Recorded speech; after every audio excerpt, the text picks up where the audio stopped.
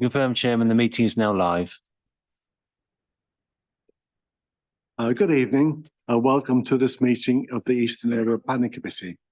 I'm Councillor Alan McCrow and I'm Chairman of the committee.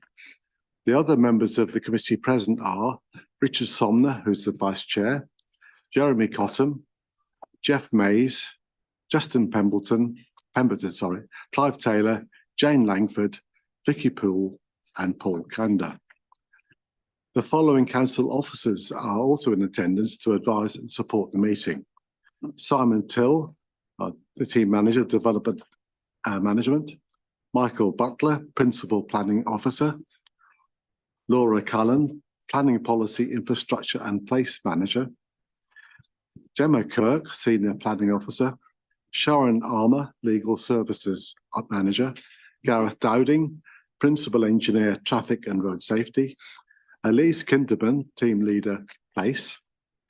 Paul Backus, Principal Engineer. Ben Ryan, Clerk, and Stephen Chard as our Zoom host for this evening. Before we start proceedings, I'd like to explain that tonight's meeting is being held both over Zoom and with councillors present in the council chamber. The meeting is being live streamed on YouTube, so members of the public are able to follow proceedings. Please can I ask everyone present in the chamber to make sure you switch on your microphones when invited to speak directly into them, and to switch them off when finished. Could I also ask you to make sure you've put your mobile phones to silent and have turned the sound off on your laptops and tablets. If we hear the evacuation alarm this evening, you must leave the building immediately. Please proceed via the safe emergency exit route and follow any instructions given by the officers. The assembly point is the car park of the Dolphin Pub. If the lockdown alarm sounds, we will remain seated and await instructions from officers. We will adjourn the meeting until such time as it's safe to proceed. When voting, only members present in the chamber can vote, and voting will be by a show of hands. Do members have any questions before we proceed, please? Do we have any apologies, please? Yes, Chairman, we've received apologies from Councillor Ross McKinnon with Councillor Jane Langford in a substitute. Thank you. Can we move on then to the minutes? Do members have any issues with the minutes of the last meeting, please? So in that case, could I have a proposal to approve the minutes? Richard Somner, thank you. And Secretary Jeremy Cottam, thank you very much.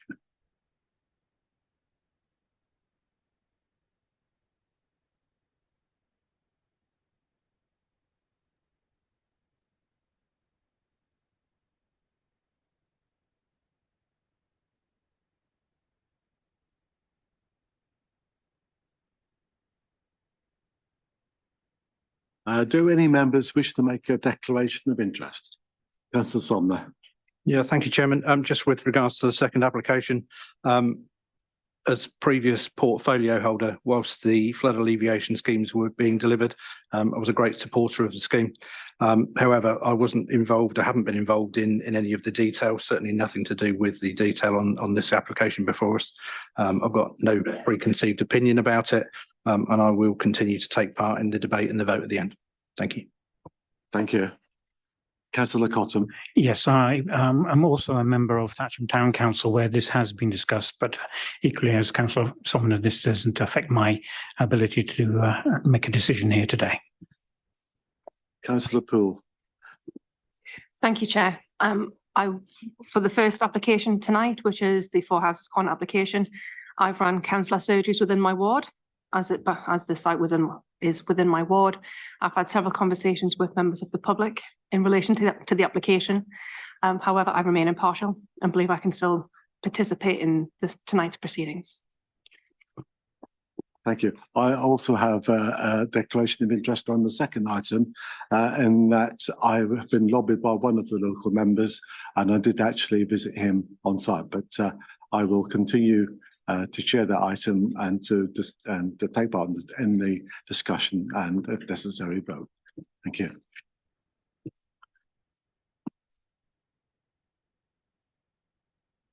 Sorry. So the screen got in the way. Yeah, thank you, Chair. I'd also like to declare an interest in the second item in that, along with Councillor Cottam, I sit as one of the elected members at Thatchum Town Council, but I haven't sat in any planning and highways meeting on that council discussing this, nor have I expressed an opinion on it previously.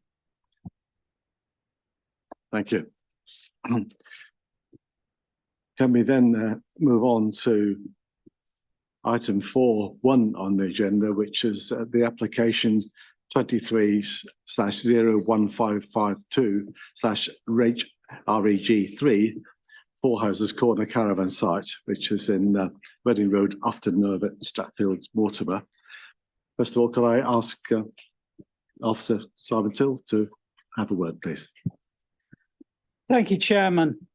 Members, before the case officer presents this application, I would like to make a brief statement on behalf of your planning officers. Chairman, your officers recognise the tragic events of a few years ago surrounding the death of PC Harper that are public knowledge and have been raised in objections to this application. We would like to express our deepest sympathies for all of those attending or watching who were affected by that tragedy. While recognising that tragedy, I would like to remind those attending tonight that the purpose of this meeting is to examine the planning merits of the applications being considered tonight. Thank you, Chairman. I'll pass you over to the case officer. Thank you. But before I ask the case officer to start proceedings, I'd like to express my own, and I trust the committee's sympathies and condolences in line with the officers to all those who were affected by the tragic death of PC Harper. Thank you. Michael Butler, please.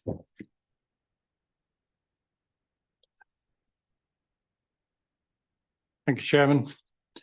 As members may recall, this was deferred from the last Eastern Area Planning Committee held in October last year for further technical matters to be resolved regarding drainage and ecology and additional consultation, which has now been done, and the results are shown in the appendices to this report.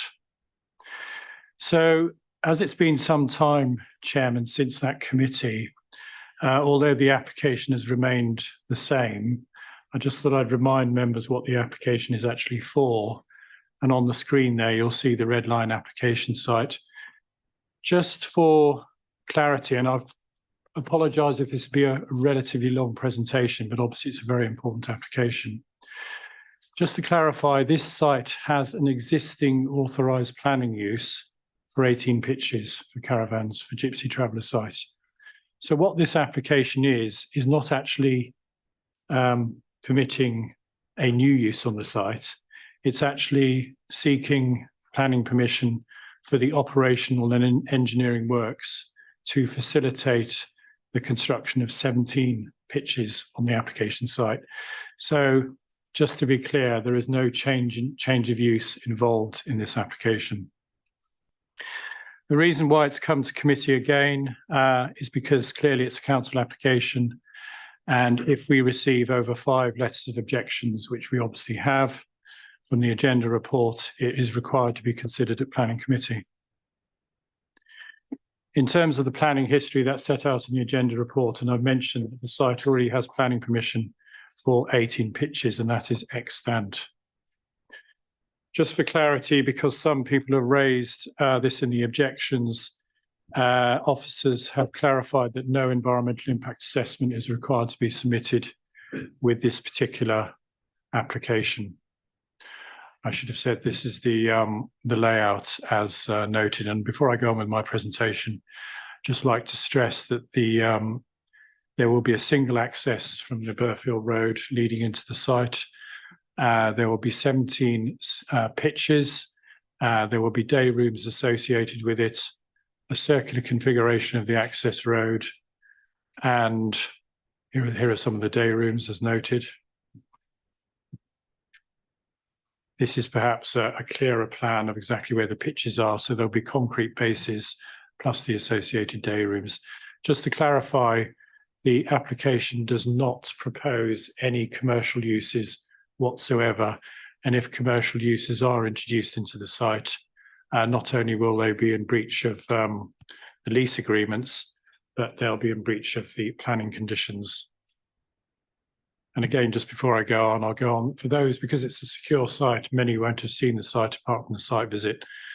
This is as the site photographs as it was taken in September last year, and it has changed very little since then. I'll just scroll through for those of you who are not familiar with the site. You can see the fencing, you can see the vegetation growing over the site. These are the old day rooms which are to be demolished if planning permission is granted. There's a tip in the middle of the site which will be cleared. This is the site access looking west. This is the site access looking east. And this is the site access itself. Moving back to the presentation, Chairman. Again, just for clarity, really, many of the objections have related to the costs of the application to the council if this is approved. I'd just like to stress from the cost to the council is not a matter for this planning committee to consider. It's obviously a matter for the council, but it's not a matter for this committee. In the rest of the agenda report, Chairman, the council officers have had due regard to the public sector equality duty, the human rights of the traveller community, and in addition, if the development is permitted and implemented, SIL will be chargeable on the day rooms only. I'd also like to stress in the agenda report that if the committee are minded to approve this application, it will still be subject to a call-in request by the Secretary of State for the DLUC. That's not to say it will be called in, but before any permission can be granted by the council, it has to be referred to the Secretary of State, I believe, for a minimum period of 21 days. In terms of consultations, Chairman, these have moved on since the October committee. I wish to highlight a few in particular, because I'm sure you've all read the report in detail. The emergency planning officer has no objections to the application, and a fairly significant objection we received since October is from the Thames Valley Police. That objection has been on the public website for about 2 months now for people to view. In addition, some of you may recall this application was due to be heard on the 10th of January this year. It was deferred from that committee because there were further ecological implications which officers were obliged to look into. I can now confirm that our ecologists have no objections to the application, subject to the appropriate conditions being applied. Excuse me, Chairman. There have been 50 objections from the public in total to this application, and the reasons for those objections are set out in the agenda report. 2 are in support of the application and 2 are ambivalent. There have been a few more objections, but I'll refer to those in the update sheet.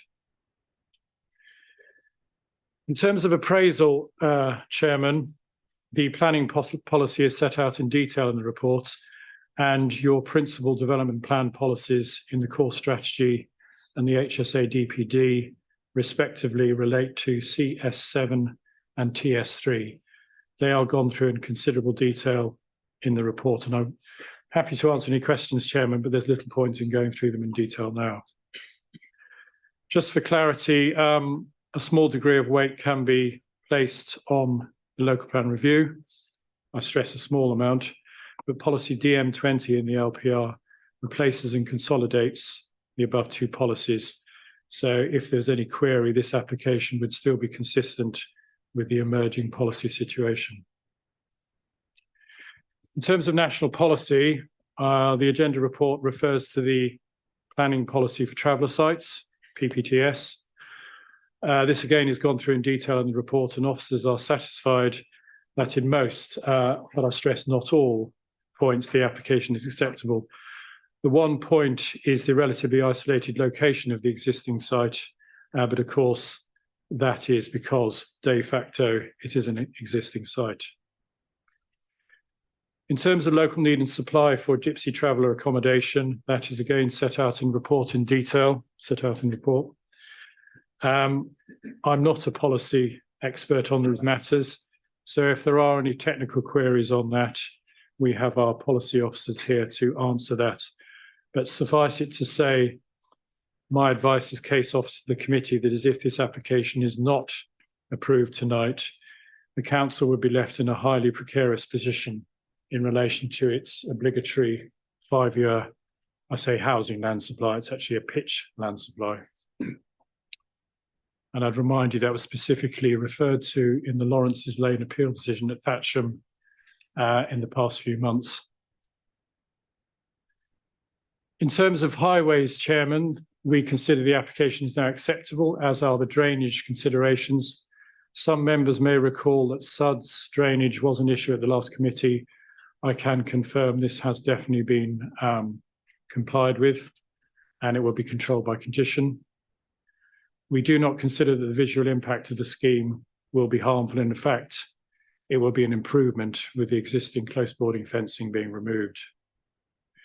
We consider the design conforms to PPTS advice and indeed is a vast improvement on the very haphazard past approach to this site. I just wanted to stress one thing, Chairman, under crime and security. I believe it's about 65% of the objections raise this particular issue. Just wanted to confirm that in case law, whilst the perception of crime can be a material consideration which the committee can legitimately take into account, what you need to do is pass both tests, and the second test, and this has been upheld in recent case law, is the use of the land which is material, not the actual nature behaviour of the proposed occupants. Again, I'm not an expert on this, but if there are any questions, my colleague, Mr. Till, may well be able to help in this matter. There have also been objections about the DEPZ. This is the safety zone in relation to AWE, Burfield and Aldermaston. We have no objections because the emergency officer has confirmed that the application complies with policy CS8 in the core strategy, i.e. the site has already been taken into account in the emergency plan. And in fact, there'll be a very marginal improvement because there's one less pitch. In terms of ecology, I mentioned this before, the original concerns were raised, but these have now been resolved. Other objections, it was quite an unusual objection, if I can put it politely, from Stratfield Mortimer Parish Council regarding policy GD1 and the NDP, that's the Neighbourhood Development Plan. I can confirm this is not relevant since that policy only relates to new sites, unallocated sites, and it relates to housing sites. This is not a housing site as such. I'll just refer you now to the update sheet, Chairman. Getting towards the end on its fairly long presentation. Since the committee report was written by myself and others, we have received 3 additional objections, and the objections are very much as before: concern regarding the accuracy of the ecological reports, traffic generation from the site, lack of parking on the site, implications for the DEPZ, antisocial behaviour arising, and association of the site with PC Harper's death. We have actually received another 2 extremely late objections, which I have to say is unhelpful given the time that this application has been before the council. They came in this morning and this afternoon. Suffice it to say, and that's why I'm reporting them verbally, they're not on the update sheet. One relates to the lack of consultation with the fire authority. That is incorrect. We have consulted the fire authority and they have elected not to respond. I'd like that minuted, please. And the second objection relates to non-material planning matters because it relates to the behaviour of the gypsies on the site previously. In terms of the Environment Agency, following a third-party inquiry, they have confirmed the application does not fall within the remit of the consultation for the Environment Agency, and they will not be making any comments.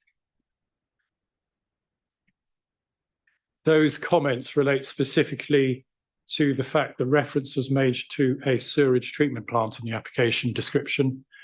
I won't apologise because I'm not the applicant, but the applicant was in error on that. There is no sewage treatment plant in the application description. The site waste will go to mains drainage, and therefore, with the applicant's agreement, the description has been changed. So if committee approve the application tonight, it will not be for a sewage treatment plant on site because that is not proposed. There's one typographical error. Otherwise, Chairman, moving on to the principal recommendation and the planning balance, the recommendation is a firm one of approval, Chairman, given the significant need for additional gypsy pitches across the district with the conditions as proposed. Thank you, Chairman. Thank you. I'd like to ask Gareth Dowding whether Highways have any comments to make, please. Thank you, Mr. Chairman. No, I've got nothing to add at the moment. Thank you. But hopefully you'll be here for any questions.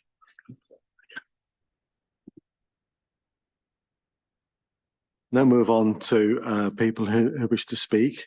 The first is the parish representative from Stratford Mortimer Parish Council. Graham Bridgman, is he in the room, please? I can hear you, Chairman. My camera is on, but I don't know if you can see me. Sorry? Oh, but still not there. Okay. Would you like to continue, Councillor Bridgman? As you know, you have 5 minutes to speak. Would you like a warning, say 1 minute before 5 minutes are up? Chairman, I should be fine. Apologies if you can't. So I don't know if you can see me. Certainly according to my screen, I'm still blank, but my camera was on. But anyway, here we go. Chairman, thank you. Members, to repeat what I said last time, the Parish Council's Planning Committee was very aware of public feeling and indeed our own feelings about PC Harper's tragic death, but considered this application purely on planning grounds. And before I turn to our general comments, there are two aspects of the minutes of the previous meeting that I'd like to refer to. They're both on page 9 and both in relation to consultation. The first is in reference to Councillor Carter's submission to the committee, and the minute reads, the Parish Council were informed of the application but did not consult residents.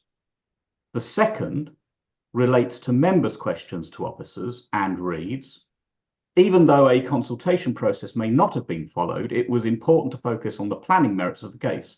Developers did not always follow the planning process thoroughly. Although this was disappointing, it was not a reason to refuse the application. Now, in response to both of those minute items, first, it wasn't up to the parish to consult residents over and above our ever-present invite to any of our parishioners to attend a planning committee meeting where we're discussing an application they may be interested in and give their views. Second, the officers may be correct in planning law, but it's rather disappointing when the council itself is applicant and promises a consultation in its application and then has to be brought kicking and screaming to conduct one. Anyhow, at the last meeting, I raised two principal issues, SUDs and flooding, and that consultation. Since that meeting, and as referred to in the agenda pack, we've had the consultation meeting in December, and then there has been the police objection. SUDs and flooding are dealt with in the report, and I leave that issue to the committee. Starting with Thames Valley Police, I would describe the police objection as staggeringly late. I mean, if the police had such strenuous objections, why didn't they raise them prior to the meeting in October Why wait until 9th of January when there's a meeting on the 10th? But I have to say, those objections do reflect issues that were raised in the public meeting in December. In particular, aside from the site's association with the killers of PC Harper, the history of criminality and antisocial behaviour, the effect that had upon police resources, and the fear of a continuance of such bad behaviour into the future. These are real public concerns. And whilst I follow everything that is said in the report and has been said by Mr. Butler tonight as to the existing lawful use for up to 18 gypsy and traveller pitches, if you grant permission tonight, the council as operator will have no excuse whatsoever if this site reverts to being a hotbed of criminality. Again, if you grant permission, what will be absolutely critical will be a robust management of the site and the strict enforcement of tenancy agreements. And here I repeat what I said last time about CCTV being needed, and then what I said in the public consultation meeting about drones being used to periodically map the site. If you grant permission, I repeat that you, not as members of this committee, but rather as members of the council as the operator of the site, will need to satisfy yourselves as to the enforcement of those management and tenancy agreements. Thank you, members. Thank you, Councillor Bridgman. Do any members have any questions for Councillor Bridgman, please? Apparently not, Councillor Bridgman, but thank you for your comments. Thank you, Chairman. Can I move on then to an objector, Deborah Adlam, who's been attending in person. Would you like to come to the stand, please, and turn the microphone on? And you have 5 minutes. Would you like a warning towards the end? Say 1 minute. No, I don't actually have a great deal to say. It's very important for me to be here, as you can probably all understand. You know, for Andrew and for his whole family and his colleagues that are now got to go on and police this site. I'm not daft. I don't expect this to go away, and unfortunately, I think it will. You know, it will be passed. And I know that the community do need housing, they need to be accommodated. But I would like to now ask at the moment, what other alternatives have been considered, if any? Because to open this site again, having had the history that it has, particularly for our family, it beggars belief that, you know, his whole life can be wiped out and we can just reopen it as if he didn't exist, it didn't happen. You know, everybody sends their condolences, but its actions like this really do mean a lot to us. You know, there's going to be policing where people have been involved. They've got to go back. So I'm concerned for them as well as for him, and obviously for his, you know, his passing in the way that he did. I'm a little concerned that it sounds like there's no entry and exit points that have been addressed, which were brought up previously for the emergency services. I'd be interested to see if that has been improved, because it's been brought up that it should be an entry and an exit for safety. And basically, the only other thing I can really say is ask yourselves honestly, in all honesty, can you tell me if Andrew was your son, you would approve this? And that's all I've got to say. I can't say any more. Thank you. Thank you. Could you just remain for a moment to see if Yes. there's any questions that members would like to Okay. ask, please? Are there any questions, please? No. Thank you very much. Thank you. And Thank you for giving me the I time. hope the applicant who will be speaking to us in a few minutes will be able to address the points. the Okay, questions thank you. raised. Thank you. Could they then ask the applicant, or I should say Bill Bagnall, asking on behalf of the applicant to speak, please. Thank you, Chair. Would you like a warning when you get towards the end of your 5 minutes? I think I'll be okay. Committee, in seeking approval of this application, I do so being aware of the site's past history and the dreadful events of August 2019. But as said before, my role as the council's project officer is to see a scheme come forward to committee that meets best practice. The proposals are a balance between cost and need, and in respect of individuals representing a protected minority who have a legal right to return to a site that has a long established travel use. In addition to this, the site is needed to deliver under the council's 5-year land supply in respect of travellers and gypsies. I'll concentrate on some of the matters, not all of them, highlighted by the committee on the 4th of October last year. Public consultation, as referred to already. Consultation took place over 6 weeks, including an advertised Four Houses Corner consultation email address and a public event on the 11th of December. The vast majority of people who engaged, they expressed strong objections to the site reopening, but almost exclusively on matters technically not material. However, views have been recorded and sent around the site not reopening, primarily on the grounds of cost and past history, and that alternative proposals be found for the former residents. A minority of people expressed a neutral position, but nonetheless had concerns about the future management of the site. Though not material to planning, site management concerns have reinforced matters that officers themselves have concluded will need putting into the scope of services for any specialist company employed to manage the site should it reopen. Similarly, those management points need reflecting in current individual mobile homes agreements, which it is advised the council can reasonably adjust, preferably by agreement, but unilaterally if necessary. Questions around design centred on whether the day room blocks were overgenerous, and it was explained they provide a reasonable standard but are not overgenerous. Drainage. To remove doubts about drainage, the scheme provides stormwater ground attenuation and runoff standards the council aims to see delivered as an optimum standard. The scheme will achieve a water discharge flow rate of 2.3 litres per second out of the site into large field ditches. Council policy seeks future developments to achieve a standard of 2.5 litres per second. Achieving 2.5 in an urban area is good. Achieving 2.3 in a rural setting is, I believe, excellent. This has been managed by designing 2 attenuation tanks with a combined stormwater drainage capacity of 362 cubic metres, functioning at 77% capacity of overall tank sizes to cover a 1 in 100 year storm event, plus 40% climate change. The previous site had no off-site outflow drainage capacity. AWE Evacuation Management Plan. The site is on the very edge of the AWE Detailed Planning Zone and has only been included because occupants on Four Houses Corner are deemed vulnerable due to the presence of caravans and as such within a catch-all category for all sites making use of caravans. That vulnerability is mitigated by the provision of block-built accommodation.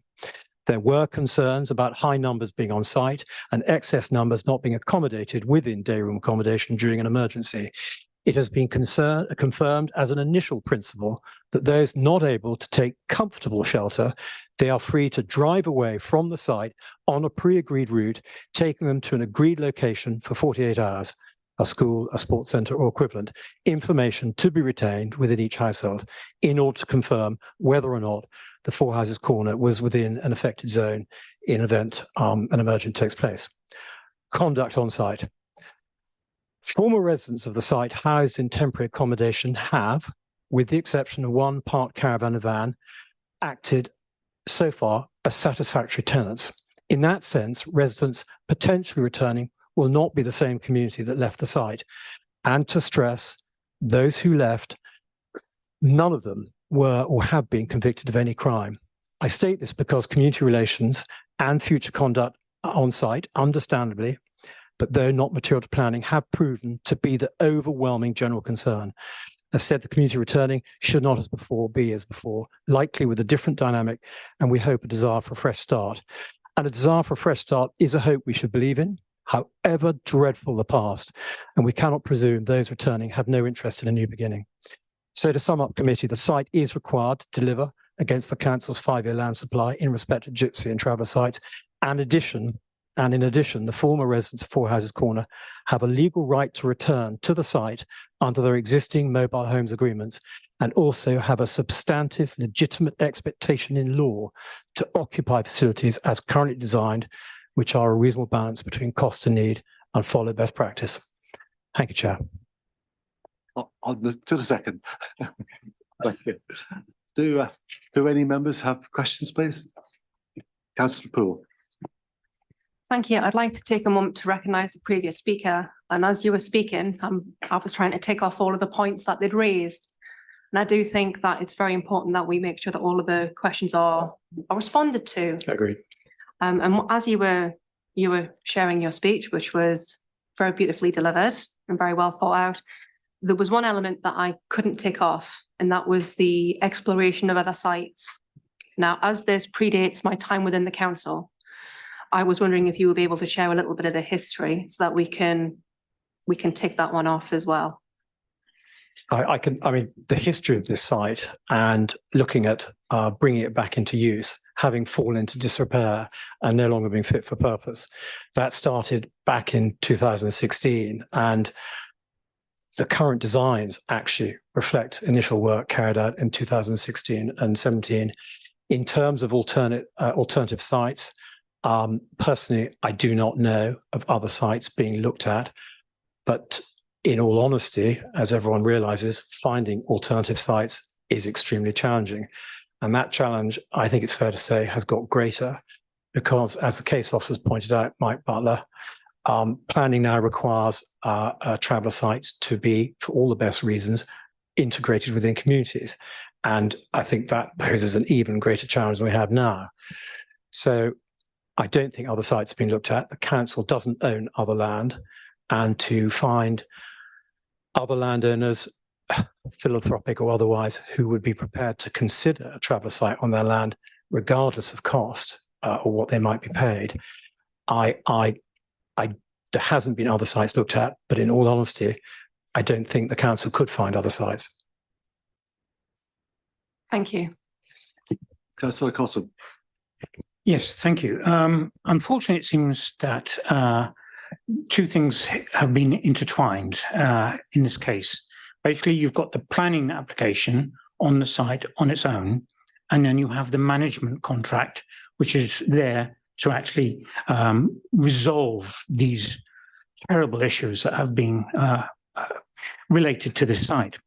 So what guarantee can you give us that the service contract will mitigate the issues and problems that to prevent them reoccurring? Chair, I'm happy to talk this through as best I can. Just going back to the site's previous history, I think it's fair to say no criticism of people in the past. The site did obviously become challenging many years ago, and the council did not have in-house officers experienced in managing traveller sites. And during the public consultation, it was the same issues you're raising, sir, were brought up. How are we going to manage it? And again, the chief executive was there, and he said himself, with hindsight, we were not best prepared to deal with a site that became challenging, and then it spiraled out of control, and we know the rest of the history. So we will have an external company appointed, and it'll be organisation that is experienced in managing travel sites, including ones that are difficult, because some are difficult and some are not. And the scope of service will have to be pretty robust. It'll have to include all sorts of things. What kind of drills, if relations break down and they want to block the site and put a rogue concrete bollard across the, what measures will be in place for the management company to remove that and to open the site up. And so the scope of service is going to have to be incredibly detailed, and on paper, to some people, it'll look pretty onerous. But there are organizations out there who are experienced at dealing with, but also working with travellers, and to create a sense of community and working relationship, which obviously clearly at Four Houses Corner had collapsed long ago, and we didn't have the ability to bring it back to a better place, and then from there things fell apart. So I think it's fair to say I can't get into more detail on that, because there'll be a lot of work on the scope of service, and that scope of service will be brought back to probably members in a committee report to give them assurance.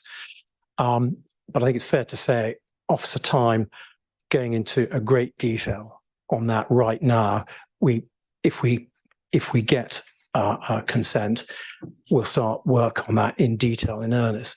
But I think it's fair to say doing that in advance of a decision is a bit premature.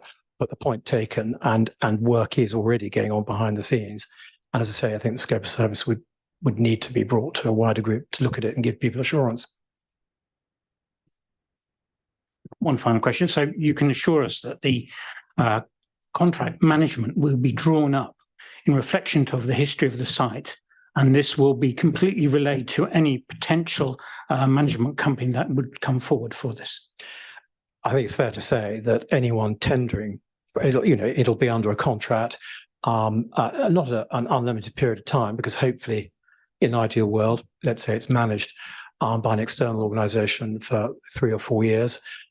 Maybe relations will settle down, but anyone tendering will be made fully aware of the past, and indeed the tragic death of PC Andrew Harper. So there'll be no illusions about the challenge. Just if you forbear me, this is very important, obviously, I feel, is that basically you will be able to be in a position that you will be able to review the contract on an annual basis and make sure that it is being met.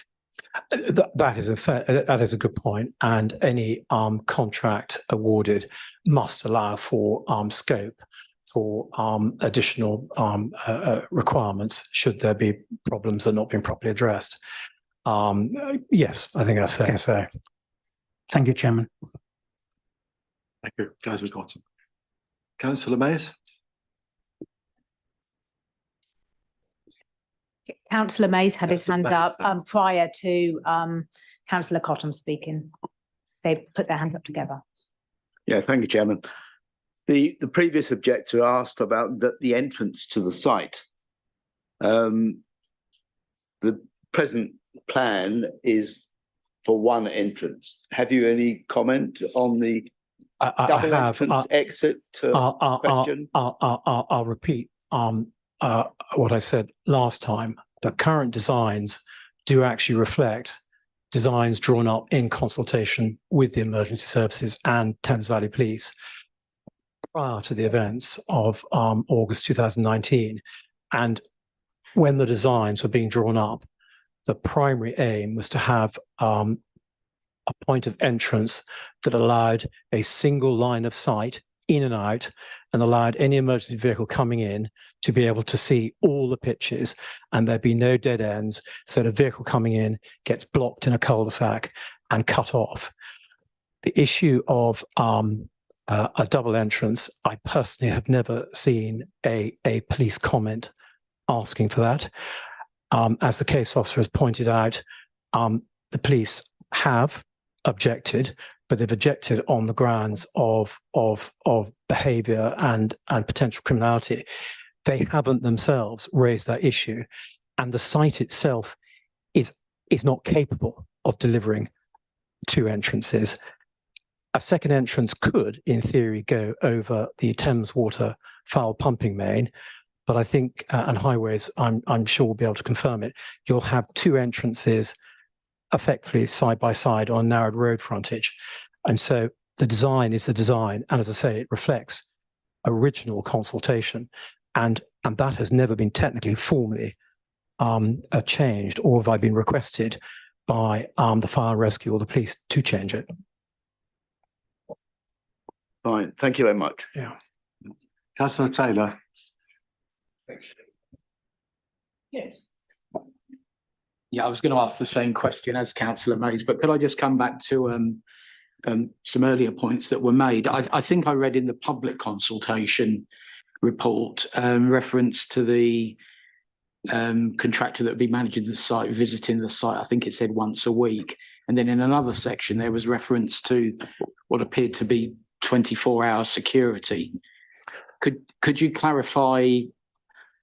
I'm sorry if there's confusion. Yeah, I apologies if there's a confusion on that. No, the intention is not, once the site is reoccupied, to have 24-hour security. Not only would that be impractical, I think, in fairness, relations would just dive completely if people living there thought they were under, observation from day one on a 24-hour basis. The scope of service for the company contracted to manage the site, there will be site visits. Initially, the view is it'll be weekly or as necessary. And there'll be other technical things that the scope of service will have, not necessarily to do with conduct in the context of this conversation. So, for example, in the drainage, there is a final defender tank outside the site, which has an interceptor to check if oil is getting the system, and things like that will be checked on a monthly basis. But on a sort of, how should I put it, social human level, the idea is that it's visited once a week or as necessary. I'm sorry about the confusion on that. Thank you. Councillor Langford. Thank you.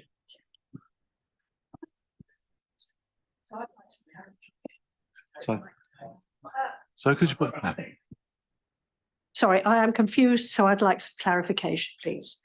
I'm confused between the word pitch and the fact that there are two caravans per pitch, which allow me to finish my question because there's intertwining questions. So I'm confused by that. So, you know, is it 17 dwellings or 34 dwellings or 17 pitches and 34 dwellings, or what is it? Because of that confusion, I've been trying to find out how many pitches or dwellings there were originally before the site closed, and I don't seem to be able to find that. Further confusion arises when and this is something I'm concerned about, is there a need for this site? And we've heard from Officer Butler that there is and I quote, significant need, and yet I can't find any numbers associated with that, and I'd appreciate knowing those numbers. Because a further confusion is that you are saying that the previous tenants have a statutory right to return, and at the same time you are saying they will be different people. So please, can you clarify all those confusions? I'll try and work through your list backwards, starting with your last point. There'll be different people. Thank you. That is a comment of mine based on hope, which is a human desire, and the residents who've been put in temporary accommodation have, over the last 2 years, been good tenants. And so I make that statement saying that, however small, is evidence that actually they have not, on a personal level, carried on with any conduct, proven or otherwise, that people might view as poor or prejudicing to return. So that's a call it a human response. Going back to they don't have a statutory right to return; they have legal rights to return. Statutory would be in reference to the council has a statutory duty to identify traveller and gypsy needs, and where those needs are identified, they then have a statutory duty to deliver on that. In this case, the individuals have current live individual mobile homes agreements with the council, and they are live in the sense they still refer to Four Houses Corner, and they left Four Houses Corner originally on the express basis that they would then return one day when the site is put back fit for purpose. And so they don't have a statutory duty or right to return, but they actually have a legal right. And the legal right comes in two parts. They have a legal right in terms of their existing mobile homes agreements, and they've done nothing in particular to cause us to say they're in breach and annul them, so they're live between the two parties. And then in addition to that, they have, and it's a technical term in law, a substantive legitimate expectation, an SEL. They have that to return to the site, and technically they could return, they could demand to return at any point, but they're waiting for the accommodation to be built, and then I'll come on to your other points about what is a pitch and dairy accommodation, however. Thanks, Mr. Bagler. I've been advised that the questions would, the remaining questions probably be more appropriately addressed to officers. Okay. Okay. Is that okay, Councillor Langford? Yes, I just want answers to the questions. I don't know. I don't mind who answers. I don't know if it's worth, if Mr. Bagnall quickly says about the pitches in terms of the 17 pitches, because I think that might be useful, because this is the only opportunity to ask the applicant. I think officers can obviously deal with that and the planning policy later as well, but this is your only opportunity. Originally, there was planning permission back in, I think, 1981 or 82 for 20 pitches, and I'll describe what a pitch is. And in the end, under the original application, I think only 18 were built, but we're now looking to deliver 17. And a pitch is basically a hard-standing a sort of concrete plinth for a caravan to be parked, and the length of the caravan, they do vary between 15.5 and 17.5 meters, but they are actually designed to potentially take 2 caravans, and some of the individuals have existing mobile homes agreement that allow that, some others not, but the actual concrete plinth is pretty standard, that length. And then as the other half of one pitch is a day room block, which is like a chalet, but it has no sleeping accommodation in it. And as I understand it, as part of their protected characteristics, they can occupy domestic life during the day in the day room block, which has a kitchen, a separate lavatory and shower, and a utility space for washroom, but they then sleep in their caravan. So each pitch, each of the 17 has a day room block and an associated concrete hard standing for the caravan to be parked up. They can have 2, and some of the individual, as I say, some of the individual mobile homes agreements, some already have permission for 2, some not, and the agreements allow, with our consent or otherwise, for another caravan to be parked, and that is not unusual. That is not unusual. I think that's about all I can say on it. You could have someone with a day room block and 2 caravans, and there are only 4 people, and you could have someone with just 1 caravan, and they actually, choose to have it stuffed to the gunnels. There's, you can't create law preventing how people choose to live in their, in this case, their home. So just for a bit of clarification, because I think there's been lots of concern over this double pitch business. So as I understand it, the idea would be you'd have a kind of mobile home on one half of the double pitch and a touring caravan on the other. Now, I presume that the mobile home agreements will control that. Yes. And the number of those agreements will also be controlled, so that will, in fact, control the overall number of occupied plots.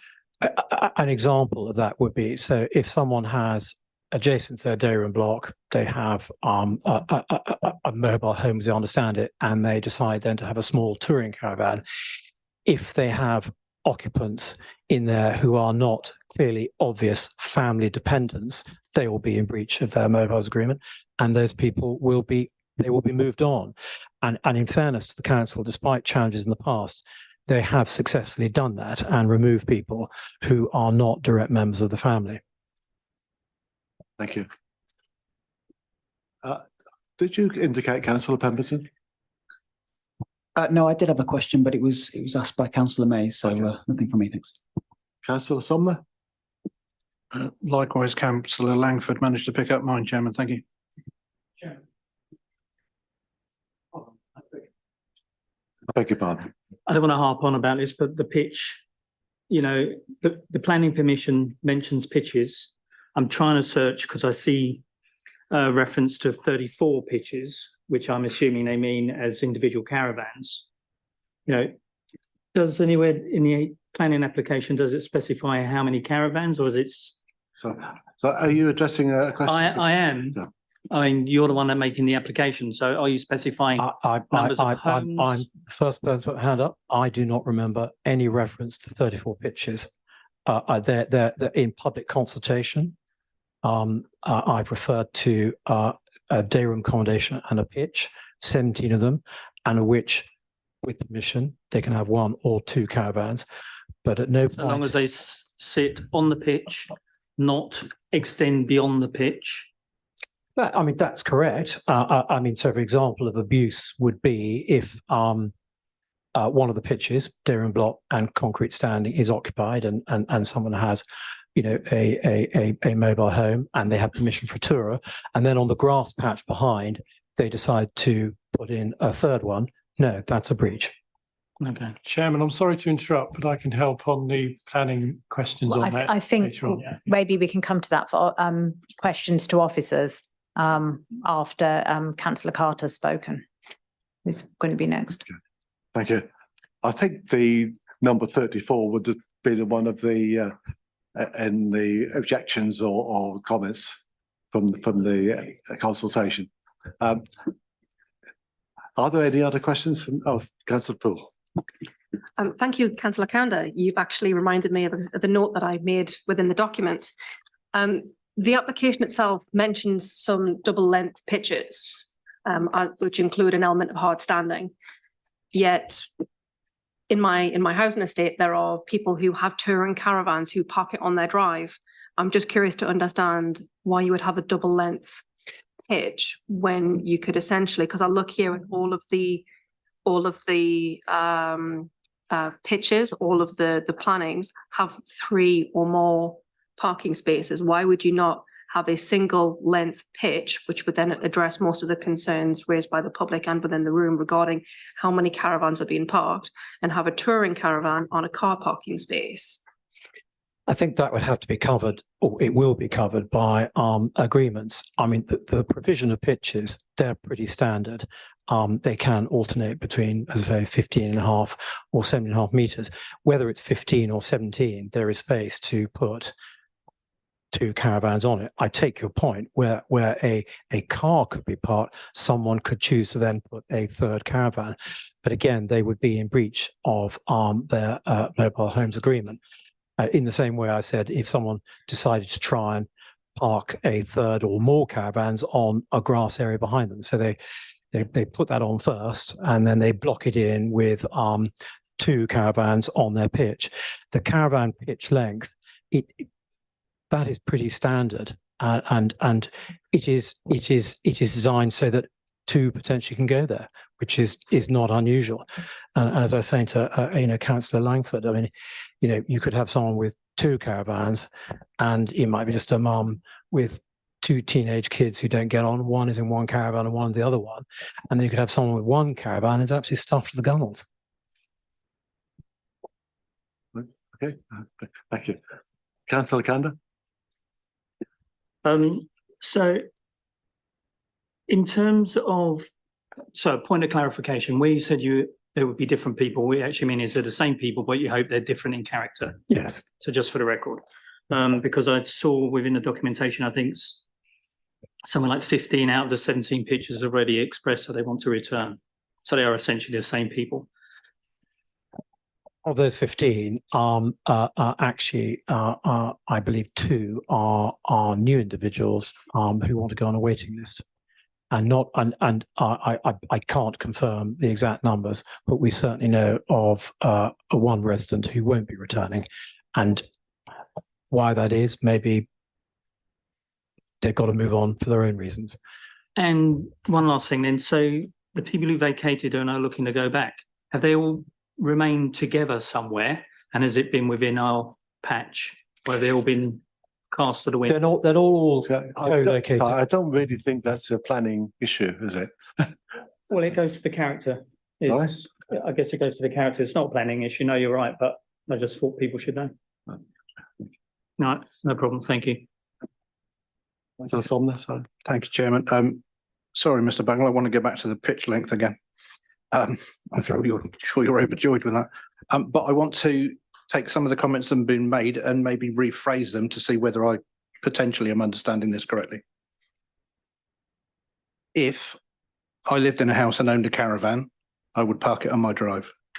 Are you saying I would therefore have a house, static, and a touring caravan? That I could also, by definition on this site, end up with a caravan, static, and a touring caravan that may be used for going away? I think the correct answer, that's why I say think, because we're getting into sort of territory that I'm not an expert on. As far as the caravans, whatever they be, they have to be movable. They can't be static. So you have the fixed accommodation in the day room block, you have the pitch, and whatever goes on there has to be able to be wheeled on and off. It's not a static home like a sort of holiday park, if that's what you mean. I am, but I think technically they can all be wheeled on and off anyway. But okay, that's fine. Thank you. It can't. Can I just interrupt? Can I understand that Mr. Butler would like to? Perhaps not now. I think we need to do it at the appropriate time, but I believe planning officers can tell you the definition of a caravan that would assist you going forward. Thank you.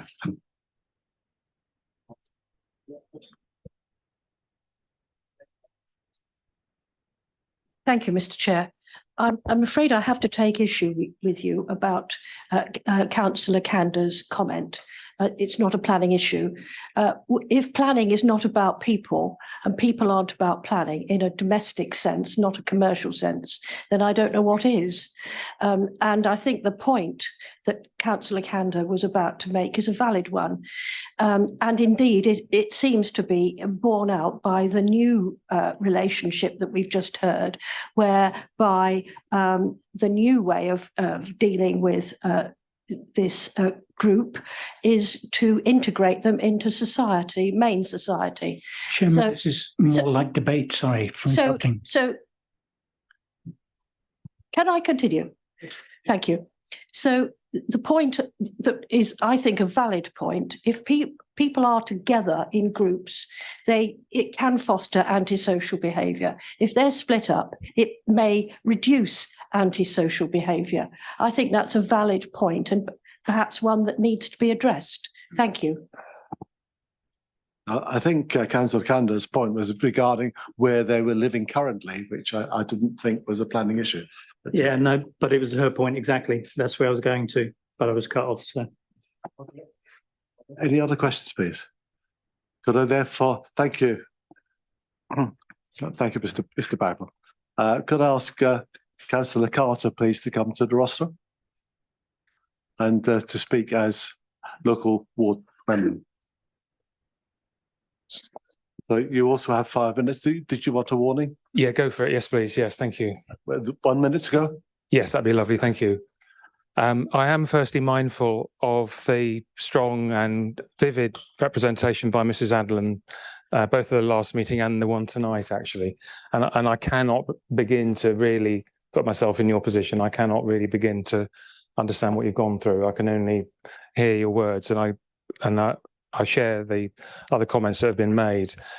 So, having said that, I note, and I wrote this before I came actually, that the decision was deferred because of a perceived lack of consultation and concerns over drainage, which both seem to have been addressed tonight. I am a bit disappointed that the parish council that I'm actually a member of last time laboured the apparent need to comply with the Mortimer neighbourhood plan, which the case officers confirmed was effectively irrelevant. And as today, rather shockingly said, in my hearing of what was said, was that if we approve this, it's kind of down to us to enforce the site, which is based on the understandably very strong police objection, which I find quite distressing. I actually find that what was said tonight from Mortimer Parish Council is not written anywhere on any Mortimer Parish Council document, so I suspect it's the opinion of an individual member. But moving on to the bigger issue of the consultation point, I'm all for consultation. I work in comms outside council, so 100% behind engaging with the public, and I agree that was done wrong before, and it was absolutely right to have that public meeting. The only thing I think that actually came out of that was that hadn't come out of it before was can we force the residents that left to go back? That was actually, to me, the big takeaway, which I think the answer is no, we can't, but we know 12 want to go back, and there's 2 on the waiting list. That leaves 15, if I got the maths right. I mean, I'm being quick, I don't mean to treat it, it's a big issue. Taking the police example, objection, which again is clear, understandable, and strongly stated, and okay, it's not their job, it offers no alternative. I mean, by implication, to me, it says they would rather have them spread around Mortimer. Now, I'm not sure that that's widely shared with the community. It may be. And do those residents want to stay around Mortimer? Clearly they don't. And then there's the point about finding another site. I mean, Mrs. Adlam raised it, and I kind of agree, and this is not a political comment. I wonder why the council in 2016 didn't look for another site, although Bill has explained that in reality we wouldn't have found one. Most of when I was outside district, every time we tried to find out what was going on, it was very hard to find out what was going on, but it was mainly hand-wringing about the costs. After PC Harper's killing, nobody said about looking for another site then. So, which is not to say we shouldn't consider looking, but I think Bill's advice is you won't find one. And then you've got, of course, the government guidance is actually to say put them closer to the village, which, I mean, somebody said to me, can we put them on Mortimer Fairground? And he was not joking. He was serious about that. So I think the reality is that Bill's explained it. The harsh reality is that the former residents have a legal right to return, which to me is the big issue that means all alternatives, unfortunately, seem to be there aren't any. So you know, even if most people don't want the site reopened because of the link with PC Harper's tragic death, I think anyone who on a council that says we understand you is setting false expectation. That's really what I think. I think it's potentially disingenuous to suggest that the council actually has an alternative because we haven't found one. And just finally, the police council lead for Gypsies, Roma and Travellers, I understand, said after PC Harper's death was that there seems to be a deep-seated and accepted prejudice that demonises people from that community. You wouldn't call any other ethnicity inherently criminal. There is no evidence to suggest we have a disproportionately high crime rate around traveller sites. Now, not everyone will agree with that statement, but that is what the police spokesman said. So in short, it seems clear that the planning issues, which are the harsh planning considerations, which have no So you have 1 minute remaining. Yep, that's fine. I'll be done. The issues that caused the decision to be postponed have all been addressed, and the former residents have the overdue right to return. So I'm struggling to see an alternative, although it has been a very interesting debate. Have I got 2 seconds on the pitch length? No. I'm afraid not. No, that's fine. That's because it'll be covered in a minute. So that's great. Thank you very much. Thank you. Could you remind? Oh, sorry. Yeah. Are there any questions, please? Thank you very much. Thanks a lot. Thank you. Can we move on then to questions for officers? Do members have any questions, please?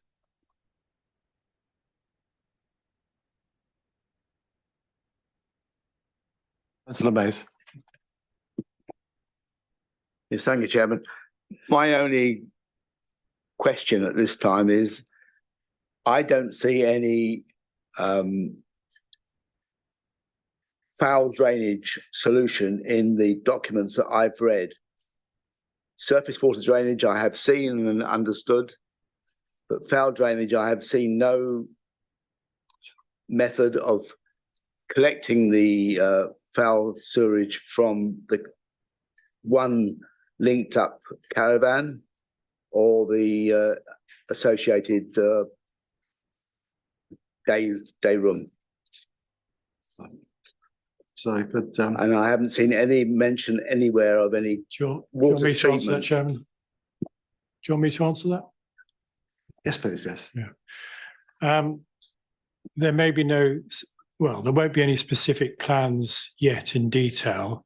because it's conditioned if permission is granted on the drainage and Thames water conditions. But my understanding is, and fortunately, Paul Backus is here in case I'm wrong, is that there's an existing sewage treatment plant very close to the site, as you may know. And what will happen is that the drainage from the static homes will go directly via underground drainage, obviously, into that sewage treatment package plant, and that's been agreed with Thames Water. That will then be pumped to the mains. So I can categorically state there is no, as I mentioned earlier, no actual treatment plant on site. That's my understanding. Thank you. Sorry, there's no Cargester on the site, or a similar.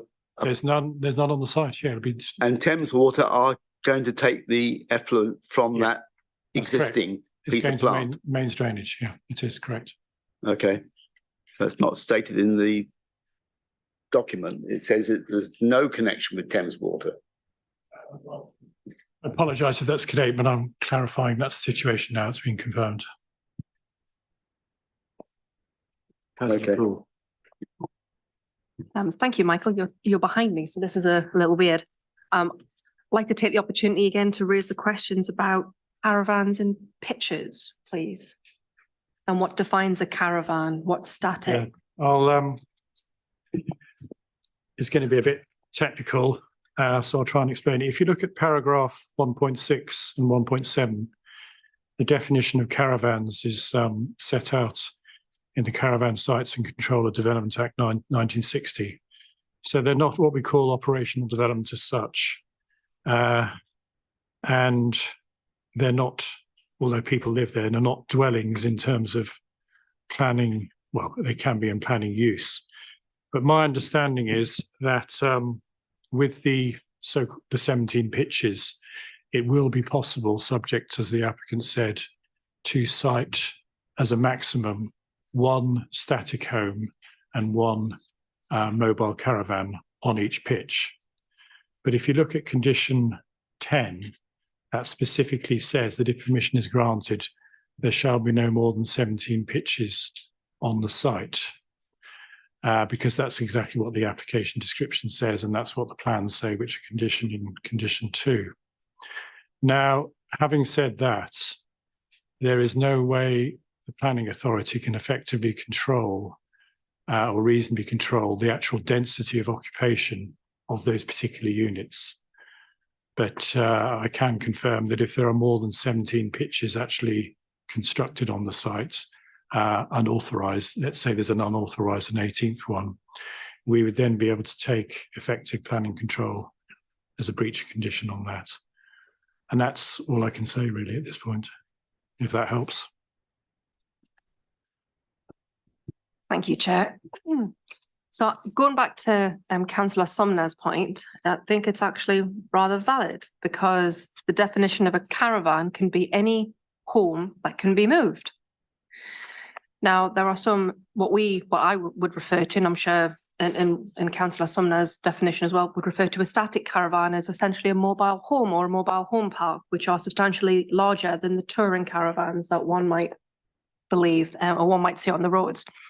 And park homes, whilst they can be bricked in, they can almost look to be almost like permanent residences, but whilst they are still defined as caravans, and those dwellings can be substantially larger. Just wondering whether or not there's anything within planning, within the documents, to actually define what a caravan is for this application. There would be little point in doing that, because caravans are defined in the legislation. So whatever we elect to do as a council in granting a consent and applying conditions, you would not be able to override primary legislation.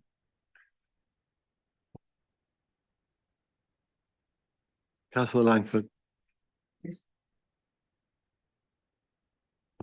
I still don't think that my earlier question has been answered, so perhaps I was asking the wrong person. So may I ask it again, please? There is a significant need that Officer Butler has told us there is and I quote, significant need, but that there's been no quantifiable numbers or sizes to tell us what that need is and how significant this development is in addressing that need? I'd appreciate that answer, please. Yeah, I'm not an expert on that, although it is set out in the agenda report in some detail. So I'd refer you, if I may, to Laura, who's our policy expert, and she has a statement on need. Thank you. Sorry. Sorry, just a point of information, Chairman. Is that page 41? Yes. So I was just about to direct you to page 41, paragraph 6.42 onwards. That's where the committee report sets out the need and the supply. So there is a requirement in the MPPF for the council to assess the need and consider supply through the GTAA. So that's the Gypsy and Traveller Accommodation Assessment. We've got an updated table here where at 6.43, and that identifies the cultural need in that first row there, the 5-year authorised pitch shortfall of 13. And so you've got the detail there of the need and the supply also, that's also set out in our accommodation assessment. But something that's important to note about this site is that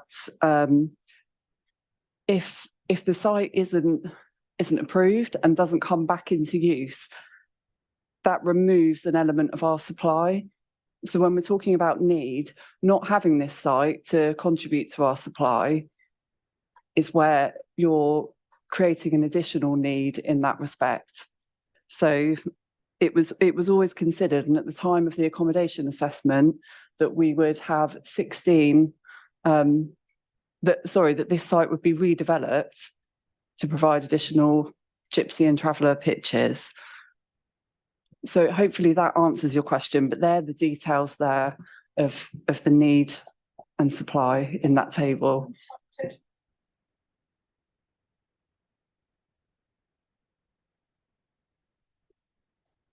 So I can possibly help, if I may, put it really, I'll try not to be blunt. That's all right. But basically, if permission isn't granted, and this isn't seen as any sort of threat, but it's an actual fact for the council. If this doesn't proceed, then we have, at the moment, I'm the case officer, for example, for a number of unauthorised Gypsy sites. It's in the public domain in Brimpton Common. That will be refused if it's appealed. Any inspector, he or she, will take into account the need for accommodation. And what will happen, they will see that this site has been lost from the calculations, and there will be certain increased pressure on the council to attempt to resist unauthorised sites, and they may be allowed on far less suitable sites as this one at Four Houses Corner. So that is a clear land use planning consideration for this committee to take into account.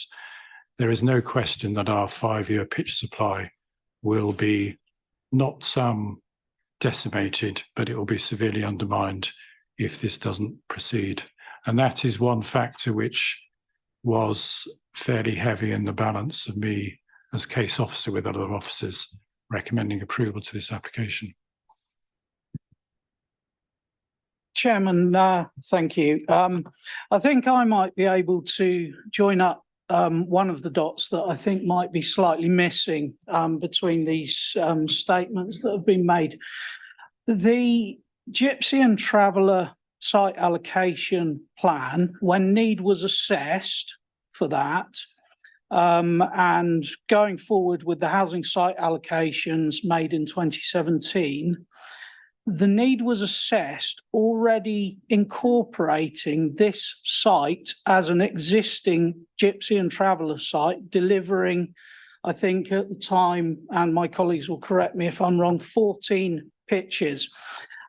So the reason that we're talking about an exacerbated shortfall in pitches is we already have a shortfall identified need for provision of 16 pitches within the next plan period. That's going forward.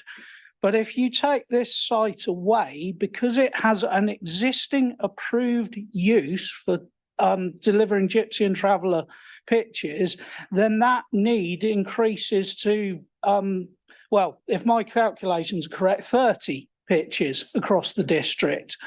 So it would increase our shortfall, because at the time that all of these plan documents were formulated, the need was calculated presupposing that this site was already gypsy and traveller accommodation. Okay, Councillor Kanda. Hi, a couple of questions. I think the road on site is not going to be adopted. And therefore, who's going to be responsible for the upkeep? This is probably a one for the applicant, but we can't bring him back. My understanding, if it's not adopted, it'll be one for the council, not as landholder, but as leaseholder. The council as the leaseholder, not as the landholder, they will be responsible. But again, you've got to separate those matters out, because that's not a planning issue. Well, it's a planning issue if it turns into a mud field and then it creates mud on the main highway, which then creates accidents. So That's, can I'm we sorry, not I put have it to as a condition? I have to correct you there, Councillor Kanda. That's a future management issue. It's not a current planning land use issue that you should consider this application, whether the road's adopted or not.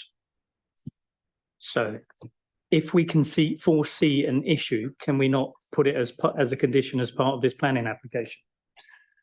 I would recommend, as the planning officer advising this committee, that that is not an appropriate condition, but if members wish to do that, they can do so. I've got another question as well, if that's okay, if I may. Councillor Poole was next, actually. Okay. There's reference to mixed use on 6.11, saying opportunities for an element of authorised mixed uses. It says no mixed uses are proposed, but this is not objectionable. What's the definition of mixed usage? The definition of mixed uses is an element of commercial uses, but this application is not proposing any commercial uses whatsoever. And if they were introduced, unless they were entirely ancillary, we would have grounds to take enforcement action. Okay, but it says it's not objectionable in this document, so. I found the layout of this page a bit confusing, actually. Apologise for that. That's it's above it, below it. So it's a bit confusing. So 6.12 and G come refer to F. So basically, it's the point the above. answer is G. So. Yeah, I think what the policy is saying, in principle, mixed uses aren't objectionable. That's the. But it's specifically excluded as part of planning, correct? But this application specifically excuses it. I can confirm that. Fine. I was wrong. It's 6.12 as an answer to F. Did you want to? Yes. Thank you, Chairman. Going back to page 41, is it Laura who's the policy officer? Lovely. So I'm just going to walk through this page just so I understand it. So in the table in there where you've got addressing gypsy and traveller pitch need updated. So in this calculation, if I'm understanding Mr. Till correctly, for the Four Houses corner, which is line 1, well, you got the title line, then you got 1, 2, 3. So with the third line down, in this assessment, the Four Houses corner site had 14 pitches, which was included in this assessment. We've then got cultural need 1, which is the additional pitch for Four Houses corner. So is this looking to supply 15 pitches, or is this using the existing pitches at site, which is 18 pitches, and then adding additional 1 in, which is 19? Or is this looking at the current application, which is for 17 pitches, and then adding in an 18th pitch? I'm confused at what we're actually reviewing here.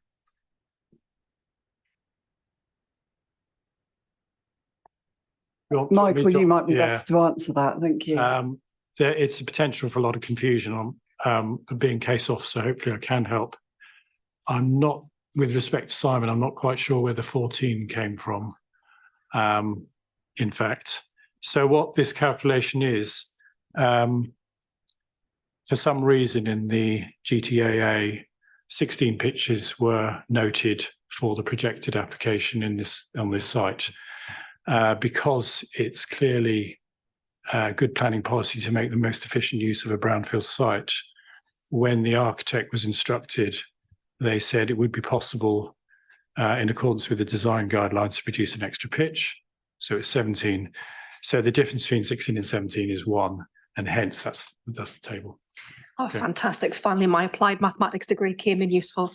If I may, so just to confirm that as part of this application, there is only 17 pitches within the development.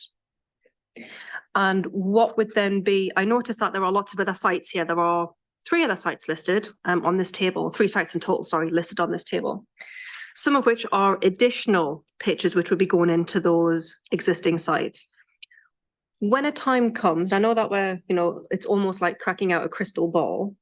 What would then be the potential opportunity for additional pitches to be added in the future? Do you mean on this particular Oh, site? beg your pardon. Yes, Michael, on 400.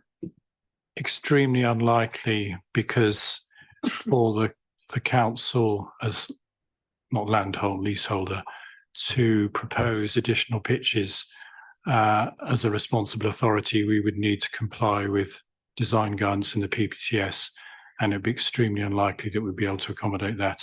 It could be done physically, but again, I'm happy to answer these questions, but at the end of the day, the committee has to consider, and this is a basic principle, the application before it as it stands.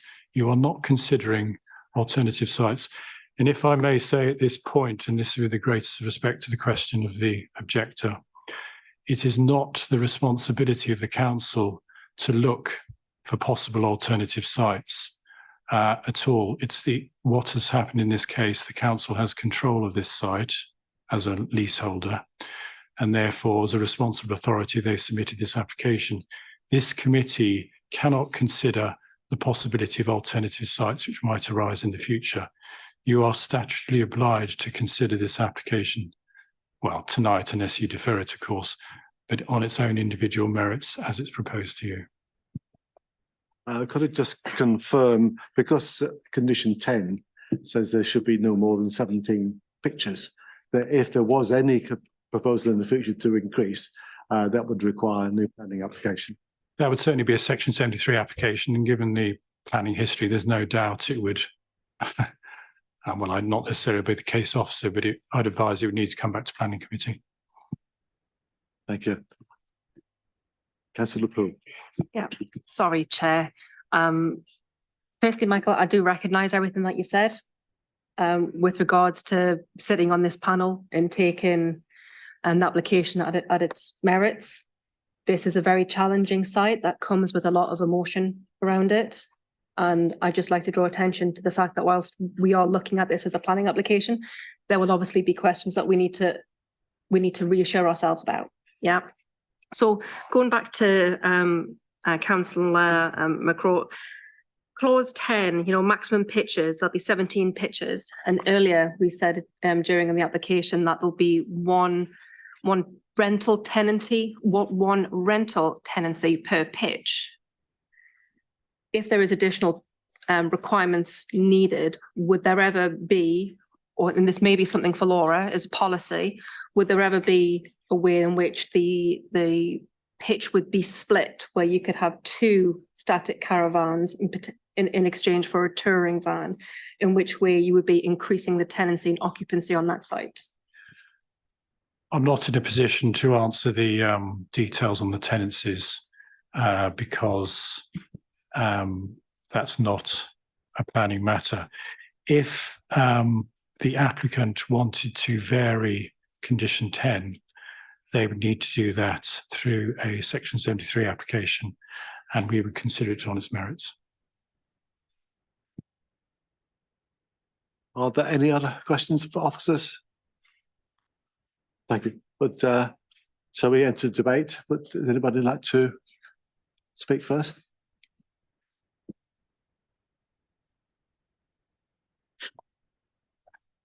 Yes, I think we're trying to separate two issues here.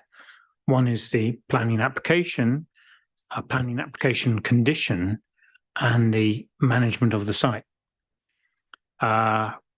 We are here to consider a site that already has planning application for its current use, and it's just a modification of the site. With all, like everybody, and I have to say this, we were totally, utterly shocked and dismayed. But as on a planning committee, I have to take a quasi-legal view of this site and say, if it was just a normal mobile home site, for example, let's take away the issues which should be dealt with by the applicant and the management plan, and we can insist that that management plan be strong. But if we just took it away and said, right, okay, this is a private commercial operation like there is in south of Thatchum, and they decided they wanted to come in with a new planning application, I don't think we would be able to consider refusing it, because it's obviously got an established use. We would find great difficulty in actually refusing that. In fact, the owner of the site would go into appeal. Now, we have had sites popping up already throughout. I mean, there was one in Wolverhampton, which was an unauthorized site. They even built up a base to put it on, and we had to allow it because of possibly, I'm not sure about this, that of the requirement of being reasonable and having sites available. We had a major one come into North Thatchum, which quite rightly the previous administration fought tooth and nail. Now, I will have to say that there is an organisation that supports these type of applications, and they will take it to High Court. So whatever we do here, unless we've got a really rock solid case to say no, and having been started planning too many decades ago and having been chairman of planning as well, I can't think of anything. If I thought there was something seriously that we should stop this application going forward, I would use it.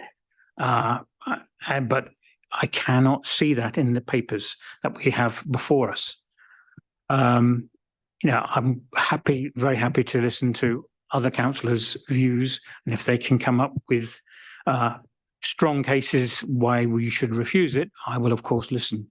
But at the moment, I can't see how we can. Thank you, Chairman. Somner, thank you. Thank you, Chairman.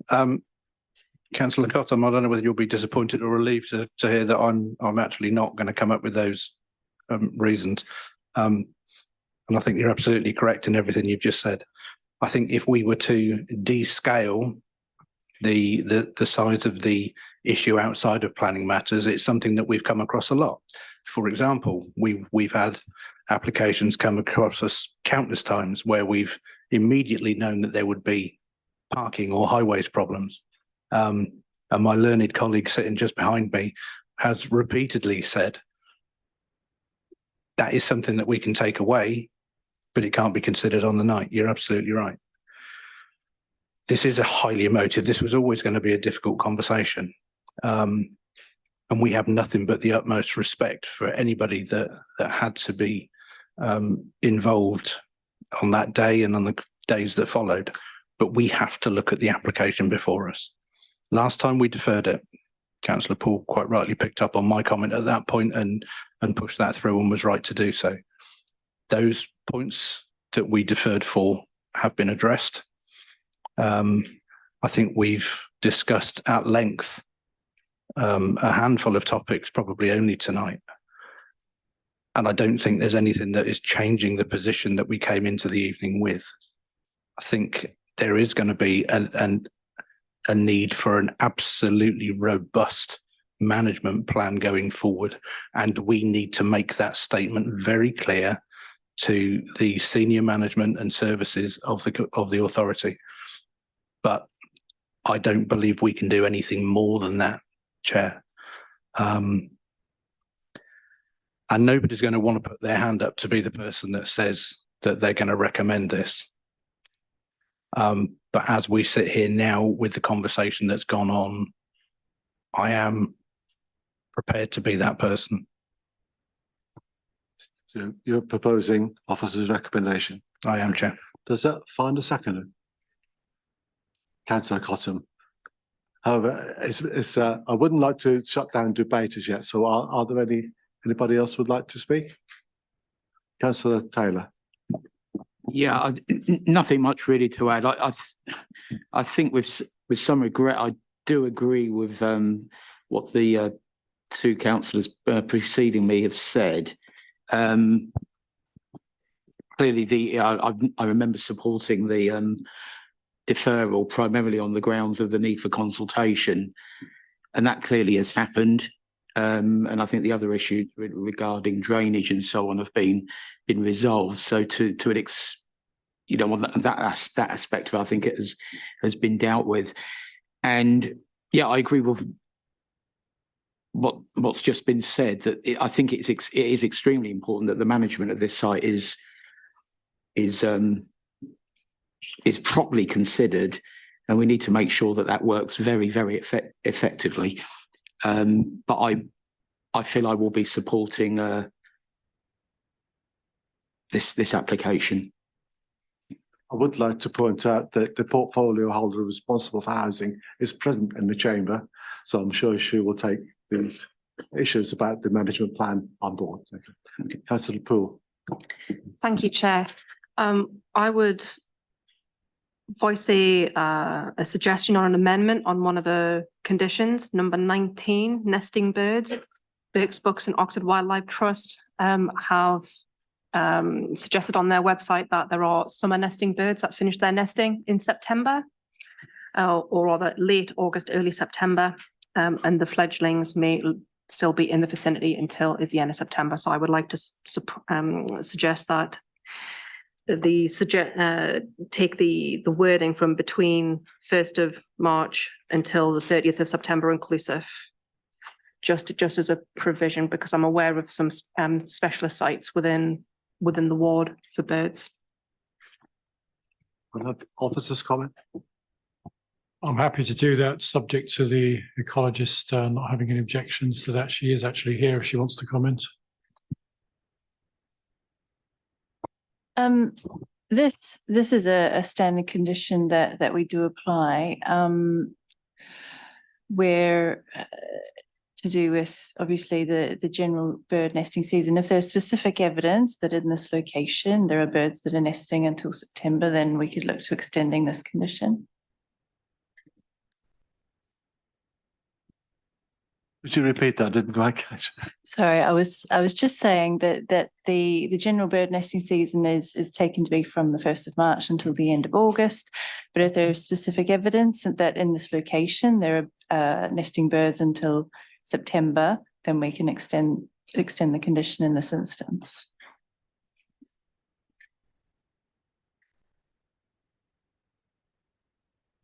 Thank you, Chair. I'll continue on. There have been several points tonight raised about management of site and the very tragic events that happened relating to PC Harper and everyone who was connected with that incident and is still dealing with the events of that evening. I'd like to remind everybody that the people involved in said incident were not from Four Houses Corner. So as we're looking at management of Four Houses Corner, we may wish to explore as a council management of other sites as well, so that we can adequately, what's the word I'm looking for, support all members of the public, just as a note that I wish to share at this point, seeing as we have the portfolio holder for housing here this evening.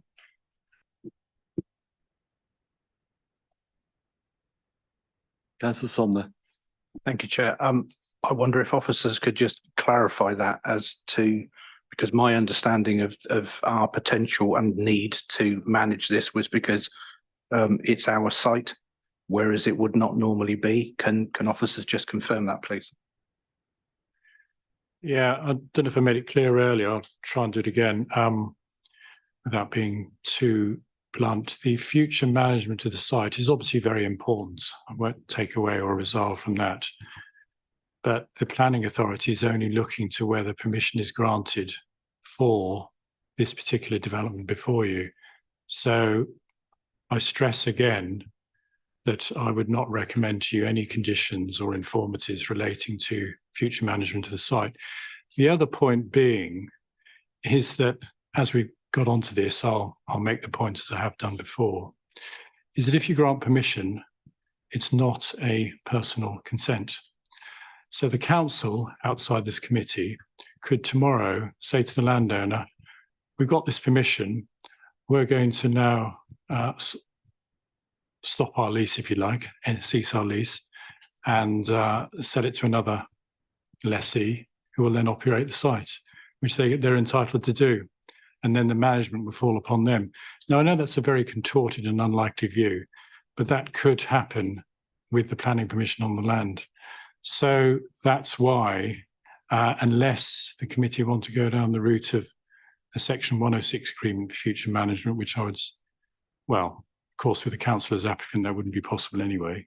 I just would not recommend any conditions about the future management at all. Thank you, Chairman. Members, I would just like to stress that land ownership here is not a planning matter, and that what has just been discussed is straying somewhat far from the matters that are in front of you.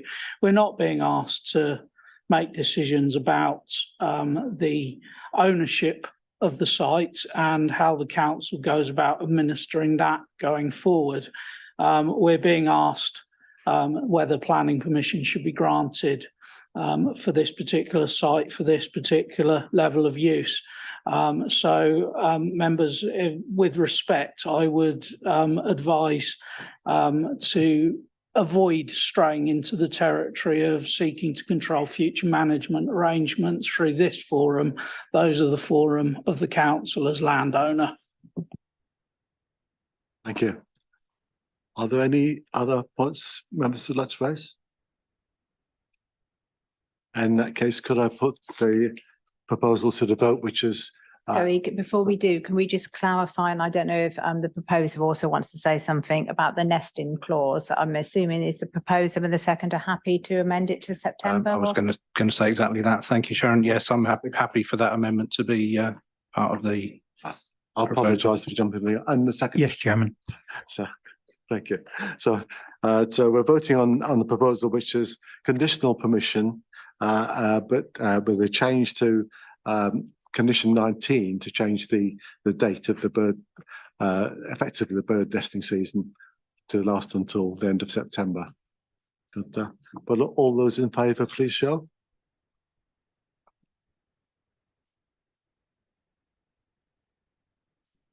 Is there anybody against? Any abstentions? Okay, thank you very much. So the application has been given conditional approval, but that one change to the condition. Chairman, I do need to just remind members for the record that we have been contacted by DLUC on behalf of the Secretary of State, who will make a decision following that resolution to approve whether the Secretary of State intends to call in the application for determination themselves. Thank you, Chairman. Thank you. Can I suggest we have a short comfort break, so 10 minutes?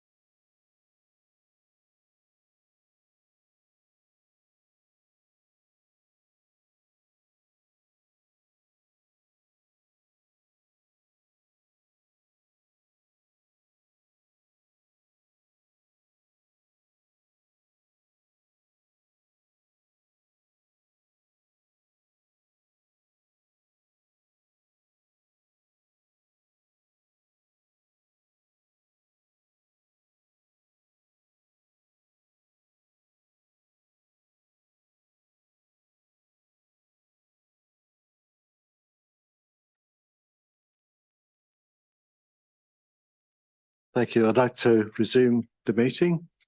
So move on to item 4.2, which is application number 23/02187/FUL-MAJ, Thatchum Memorial Playing Fields, which is for the flood alleviation scheme. Could I ask the officer, Gemma Carp, to present the application, please?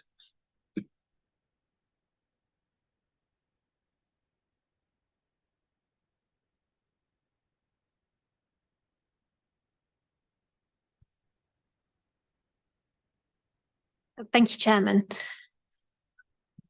So to introduce this application is for at the site of Thatchum Memorial Playing Fields, Brownsfields Road, Thatchum, and also includes the adjoining cricket pitch to the east. The proposal is for a flood alleviation scheme comprising of a detention basin and swale.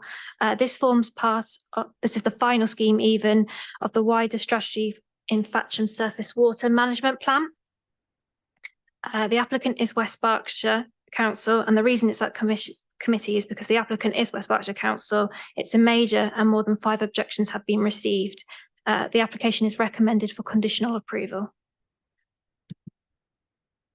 On my first slide, this is the location plan. You can see the playing field to the west, and to the east is the cricket ground. The proposal also in the south partially covers the tennis court. It is centrally located in Thatchum and bounded to the north, west and east by residential properties.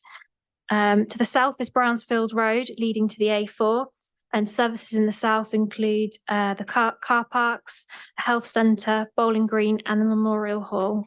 Footpaths run through the centre of the playing field site to the west, which connect the north, west and south.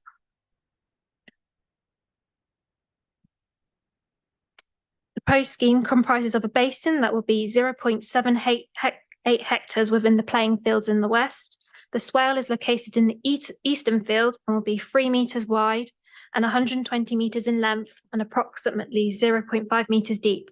A 280-metre bund will be positioned on the southern perimeter of the swale and basin and will be approximately 0.2 metres to 0.3 metres in height.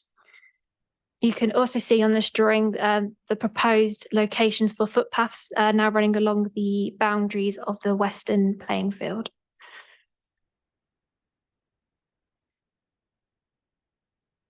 The scheme is intended to catch urban runoff and drainage exceedance water and intercepted by the swale and directed westwards to the basement, where it be stored and slowly released back to the Thames water sewer system via a control structure. The proposed basin is comprised of 3 levels, an upper basin, which then drops slightly down in level to a lower basin, and then finally drops to the lowest level, which is a stilling basin. An access track is provided around the bund to facilitate maintenance, and a footbridge is also allowed to connect the northern entrance to the playing fields with the rest of the playing fields to the south. Proposal also includes the relocation of cricket nets and a new artificial wicket as shown on this plan. Next are some images taken from the landscape and visual appraisal, which just gives you kind of a wider view of the site. So the ones on screen at the moment are standing in the south of the site, looking north towards where the basin would be in the western playing field. And then the top image on this one is taken from the western entrance to the site, looking eastwards towards the cricket field. And then the bottom image is taken from the north corner and looking down again over the field where the basin is proposed to be located. And then these photos are taken within the cricket pitch, looking west towards the boundary that marks between the playing field and the cricket ground. Just turning to the agenda report now. The applications that have been identified in the planning history are those that are to be impacted by the development. The next section is the legal and procedural matters. To note in particular that due regard has been given to the public sector equality duty, which has been raised in representation letters. Also to note that matters of funding are not a material planning consideration, but have also been raised in letters of representation. The report also summarises consultation response. There has been a need for additional information and amendments during the course of the application to resolve some matters. Some of the consultees have requested conditions for further information. It is noted, however, that objections have been maintained by the tree officer, and there are also some objections on technical grounds raised by Thatchum Town Council. For public representations, we originally received 35 objections to the application, and then 2 representations which are part support, part objecting the application. Since this time, we have also received another further 2 objections, and we've also received a letter of support, which are provided in the update report. To summarise, the representations relate to the justification of the scheme, flood risk, character and appearance, neighbouring amenity, ecology, trees, loss of green infrastructure, loss of sport facilities, public sector ecology duty and construction impacts. To move on to the appraisal of the application, firstly, the principle of development. The principle of development is supported by spatial policies ADP 1 and the ADPP 3, which is this policy for Thatchum. It's also supported by policy CS5 for the infrastructure provision. Moving on to the second section regarding flood risk. So the scheme is proposed to intercept runoff from rural catchments in the north and urban overland flows. So this is reducing flows across the fields and flooding properties to the south. The scheme will also prevent overloading of the sewer system. The flood risk assessment and further justifications that were provided during the course of the application explained the design of the scheme, why it was chosen, why this particular location was chosen, and identified streets that would benefit from the proposed scheme. The information demonstrated substantial benefit to the residents of Thatchum and compliance with the NPPF and policy CS16, which relates to flooding. The next section relates to green infrastructure and sport facilities. Representation letters and consultee comments have raised the importance of the community value of the playing fields and the cricket pitch, and also other facilities within that playing field. Policy CS18 seeks the protection and enhancement of the district's green infrastructure, and any harm or loss should be replaced with a new space of equal or greater size, and this is also reflected in paragraph 103 of the NPPF. I will now go in turn and discuss each of the green infrastructures that have been mentioned in the report. So firstly, the cricket field. This is a photo just to show looking from the south, looking north. So there will be some permanent loss of the cricket field as a result of the swale proposed. This included loss of practice nets at the top. Unfortunately, sorry, the picture's not entirely clear, but in the top corner, there's a practice nets that will be lost as a result, and 1 artificial wicket.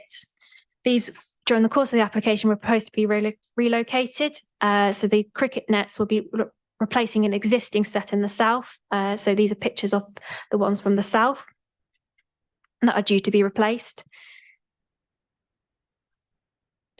And this is just a drawing showing what they're intended to be replaced with. So it's been replaced with a 3-lane practice nets.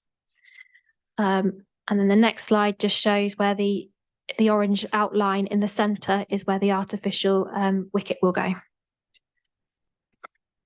During the course of the application, Sport England did initially raise an objection to the application due to the impact on the formal cricket provision. This has been discussed throughout the process, and outside of the planning process, it was agreed there is a process being taking place at the moment for the lease between the Town Council and Thatchum Town Cricket Club changes to this, which would ensure the sustainability of the club. Sport England considered they could remove their objection on this basis. However, we have advised Sport England that the local planning authority couldn't secure any changes to the lease as a planning condition, as it wouldn't meet the 6 tests for a condition, and land ownership and lease agreements are outside planning's control.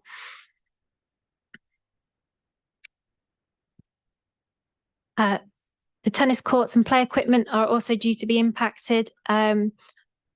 I will discuss further under the construction impacts, but essentially we have recommended conditions for the reinstatement of one tennis court that is due to be lost during construction phase, and also for the reinstatement of the play equipment as well, that is also will be lost. This also representations mentioned an enclosed dog walking area. This is in the north of the site. We've also requested a condition for this to be reinstated once construction completes. At this stage, I understand that the location is intended to be to the north of the swell. However, that hasn't formally been confirmed yet. So we've requested in the condition that the location and enclosure and details of that are provided.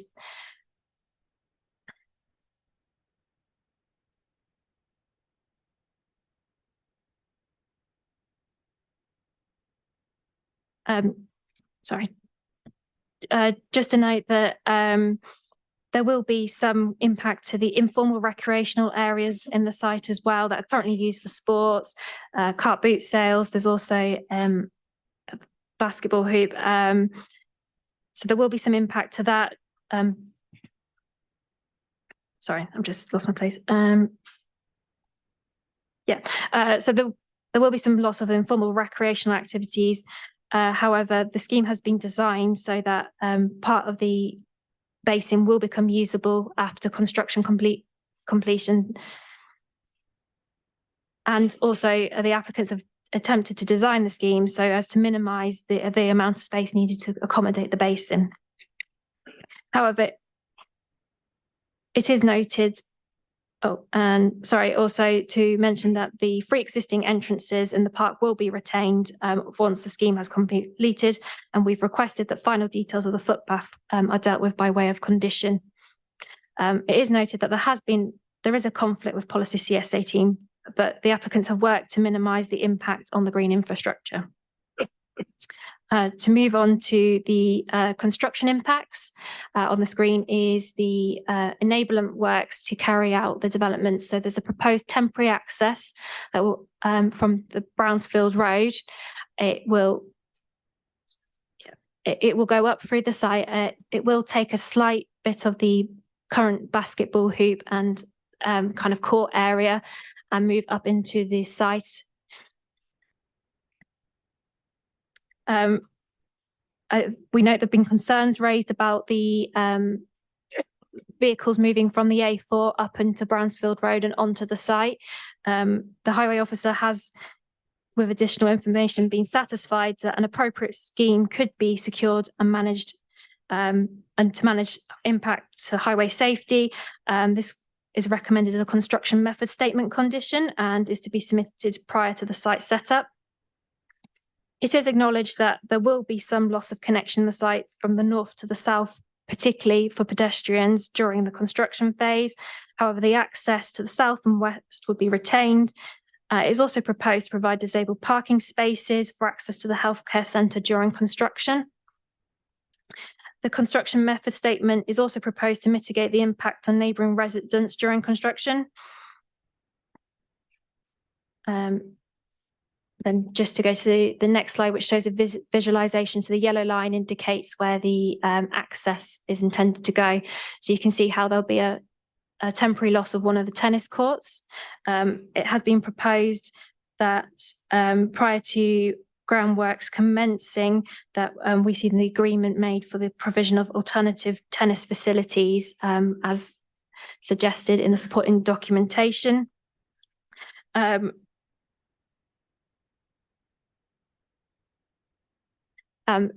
There is some impact to facilities that we do acknowledge that haven't been able to be addressed, such as there will be some loss of cricket pitch during the construction phase, as well as to the basketball court and some of the informal recreation area. However, it has been demonstrated that the construction access is the most suitable option proposed. To move on to character and appearance, it is recognised that the playing field has a valuable contribution to the character of the area, providing a green space in an urban area. On the screen, these are slides showing the engineering operations that are taking place. So these are sections through the site showing the changing in levels. Apologies if it's not entirely clear, but the green dashed line sitting kind of just above is the existing ground levels, and you can see below is what the proposed basin will look like, cutting from east to west, showing the drop in the ground levels as you go to the upper basin and the lower basin, and then it goes on below to the stilling basin. And then the next slide again shows just more sections cutting east to west now through the swale on the cricket pitch. Again, just showing the changes in ground levels. And again, this slide just shows north to south instead, now cutting through the basin, the swale and the spillway, showing the difference in levels between existing and proposed. And then the final drawing shows the proposed earthworks. So this demonstrates that the maximum increase in height would be 0.4 meters, and these are highlighted in the darker green colour. And the maximum amount of excavation taking place is 1.6 meters, and that's highlighted in the darker red as a maximum. It was considered that with the planting of grass and the fact that the works will not substantially increase above the existing ground level, that there wouldn't be a significant harm to the character area from the result of those engineering operations. The next slide shows the tree removal and protection plan.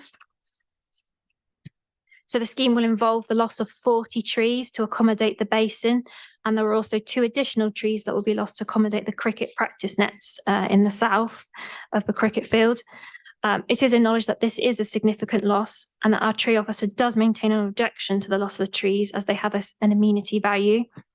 However, amending how the agent was able to provide information about amending the scheme that would reduce the number of trees felled, but would then impact on the availability of the playing field, and therefore we hadn't pursued any further amendments to the actual basin.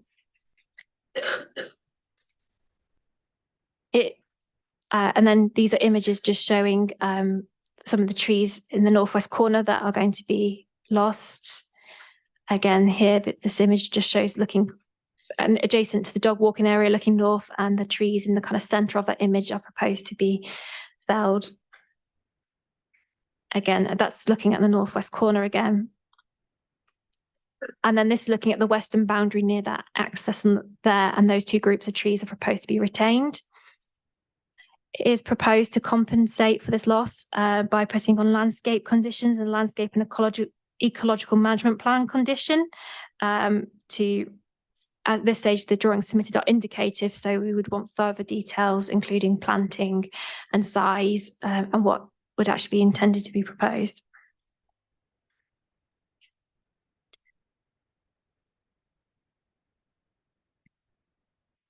In the next section of the report, it discusses the ecology considerations. So Natural England have requested a construction environmental management plan condition due to the nearby SSSIs, and these details will be required to be submitted before development can commence. We've also requested a condition to protect nesting birds from any vegetation clearance taking place on site. The proposal is intending to deliver 10.96% biodiversity net gain. The ecology officer recommended an ecological enhancement condition to secure this. However, it was considered this would also be covered by the LEMP and landscape conditions. Moving on to the next consideration, the mineral safeguarding area. It was considered by the Minerals and Waste Officer that was an exceptional circumstance that allowed the land raising in this case due to it being for flood alleviation reasons. It's been recommended that conditions are in place to ensure that the use of on-site material is maximised before importing material elsewhere. And it's noted that the applicant's latest statement has advised that it's intended to use material from site. My report goes on then to discuss post-construction impacts in terms of neighbouring amenity, highway safety and economic impact, and we consider those to be acceptable. We also note that the Town Council have raised technical objections to the scheme, and it's considered that these have been addressed through amendments and conditions to address the concerns raised. To conclude, the principle of the scheme is acceptable, and there would be a substantial environmental, social and economic benefit by providing protection from surface water flooding. For 73 properties in Thatchum, it would prevent surface water flooding, and for a further 100 plus residential and commercial properties, it will reduce the frequency in flooding. However, it is acknowledged there would be negative impacts to the scheme, including the conflict with policy CS18, in which there would be some harm and loss of green infrastructure. It is also acknowledged that the applications have taken steps to minimise this and demonstrate why the scheme needs to be located in this location. The loss of trees is also unfortunate, but appropriate mitigation is recommended through landscaping conditions, which will deliver an overall ecological enhancement. There will be temporary impacts during construction, which are also recognised. When weighing these all in the planning balance, it's considered that the benefits, principally the reduction in flood risk to the local communities, attract substantial weight. There are negative impacts in which appropriate mitigation is proposed, such that the benefits outweigh the harm, and therefore the application is recommended for conditional approval. To just draw your attention to the update report, I've just proposed amendments to 2 conditions, just correcting typos, and then also proposed a condition for the prior approval of fence details.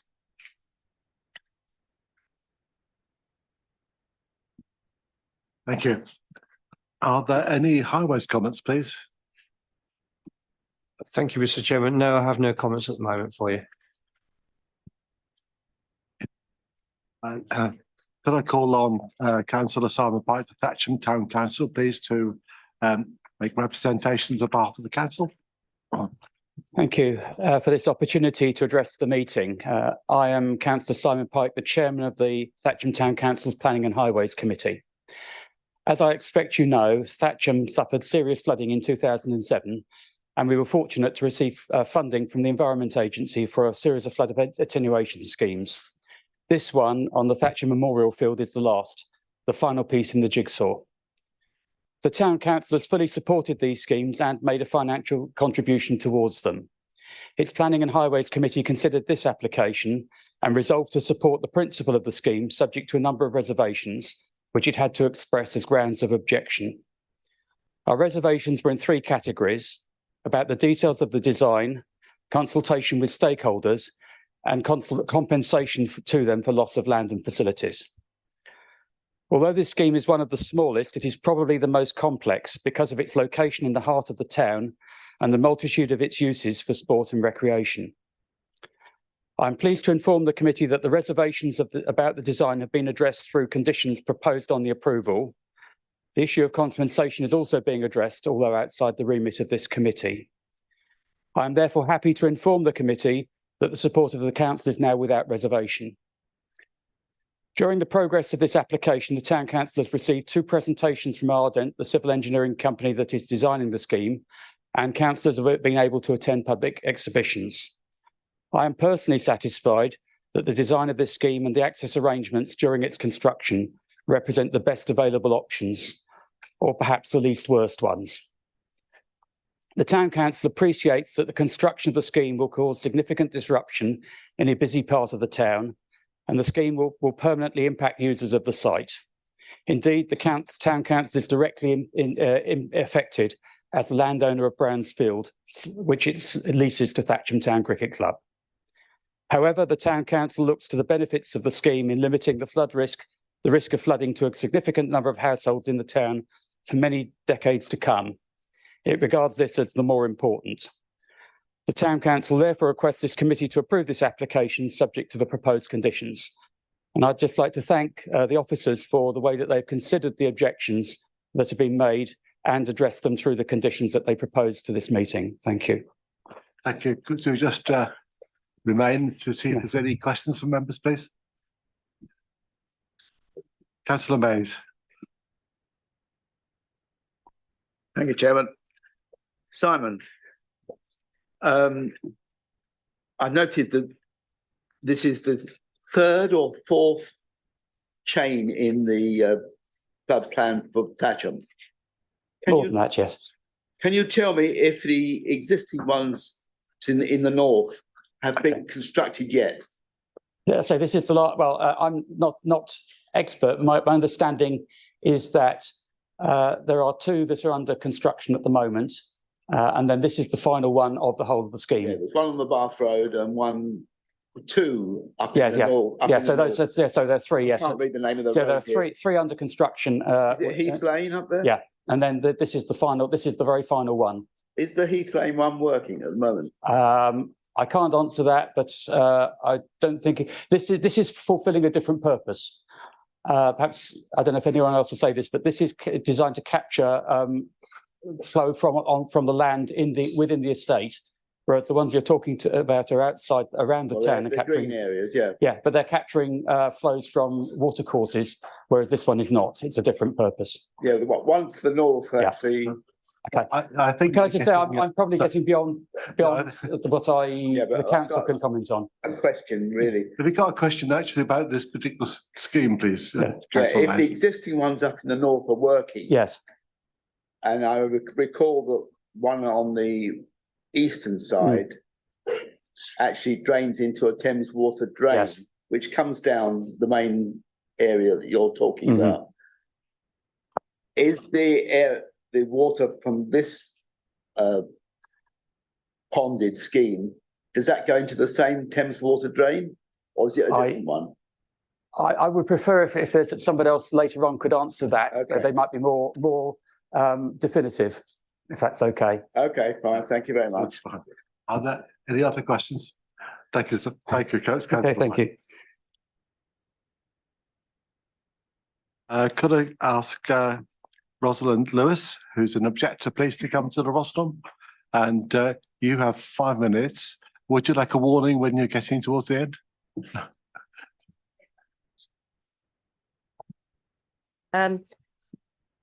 So, as a local resident whose house is adjacent to the proposed scheme, I'm concerned about the ongoing maintenance of the proposed flood defence.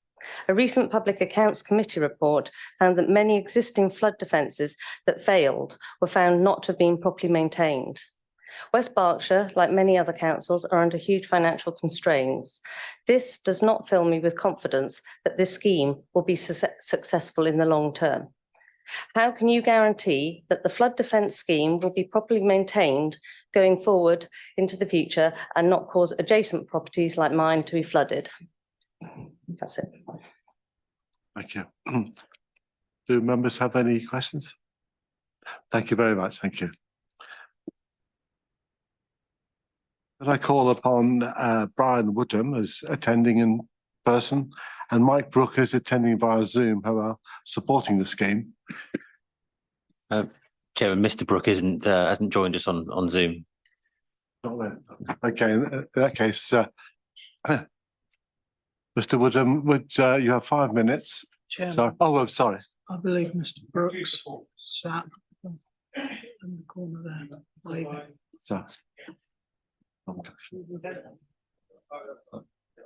Sorry, we've got two people down on the list. One is Mike Brooke, who I understand is not on Zoom. Okay, we don't have anyone else as a support. I've had confirmation from Deborah. It's on the piece of paper I have, sir. Okay, sorry, we've got a different list, so apologies. Yeah, no, my list has got two people on. It's clearly a different list. Apologies. Okay, so Councillor Cottingham, we definitely have you down as a supporter. Do you want? Are you speaking as a supporter or as a local member? No, as the chair of the country. Right. Okay. So you have 5 minutes between you. Yeah. Yeah. So how would you like that divided up? Brian will go first, and I'll fill in the gap. That's brave. Well, if you warn me at 2 minutes and 20 seconds, Chairman, and if I run on another 10 seconds over 2.5 minutes, I will be back in my chair. Is that right? Thank you very much. Okay, you must. So you might tell me when I start, though, would you? Be good enough, sir? You can start now. Yeah. Thank you. Well, Brian Woodham, I'm speaking to you in my position as chairman of the SWMP funding committee that was set up in 2011 under the auspices of the then leader of West Berkshire Council and our then MP. And we've met 70 times since then, acting as the Ginger Group and indeed fundraiser to facilitate the West Berkshire being able to put these schemes forward. So been on it for a long time. I'm trying to net this into why this scheme and why now. Okay. Firstly, this is not a standalone scheme. As already indicated, it's part of the adopted by the Environment Agency and West Berkshire Council SWMP for Thatchum, and it is the last of those schemes. The overall SWMP is to protect over 1,000 properties. In fact, it will be over 1,200 when we finish, and prevent over 3,000 people being made homeless as they were in 2007. To put this scheme into context, and perhaps answer a question that was picked up earlier, we've been in two phases. The first phase was to build an arc of reservoirs and retention basins on an arc around the northeast to the northwest of the town, the last of which are being constructed at Heath Lane at the moment and are actually now connected. The one on the A4 is about to be connected. It's almost finished. And so that was to capture the runoff, and that about 130 million gallons of water will be retained in those. We had to get those in first. But then you have urban runoff that's generated by older estates, Whitelands Estate, etc. And water is also captured from other micro sources, and they also flood the lower end of the town. The first of those schemes was built about 2 years ago, went down through the playing fields of the school, Kennett School, and down to the bottom to safely conduct this other residual water through the town and get it down to the river. This is the second and final one of those. It's to take water basically from below the Whitelands Estate, so generated. So you have your 10 seconds left. Really? Right. Gosh. Okay. So can I run on a little bit, Brian? Right. So to capture this urban runoff and get it to the river, it's the last one, and it will protect properties south of the A4 and the Moors Estate. Why now? We've got the funding. It's in place for the financial year 24-25. It is contingent on getting this scheme constructed in this calendar year and finished off in the spring of 25. Work must start this month or we can't get the scheme done. So I would ask this committee please? To say the need is clear, the time is critical, and we'd ask for your support. Thank you.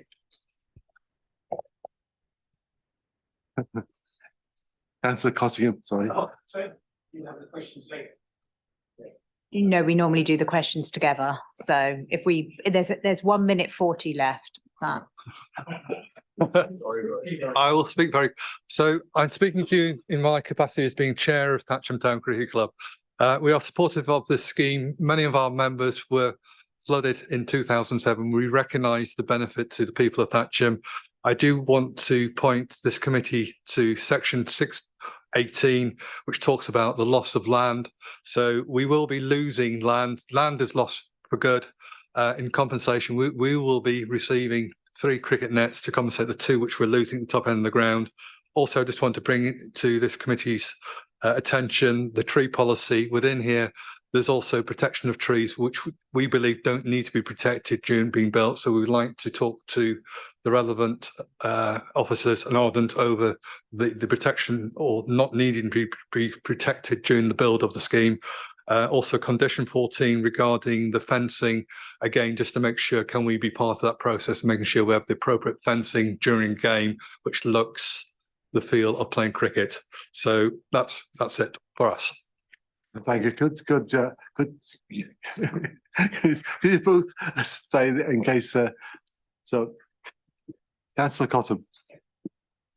Brian, you've been the expert. I wondered if you would answer the question presented by the objector lady about potential floods of the site and how it could be prevented, that there would be any adverse effect against the local housing from this system, this site? Well, I mean,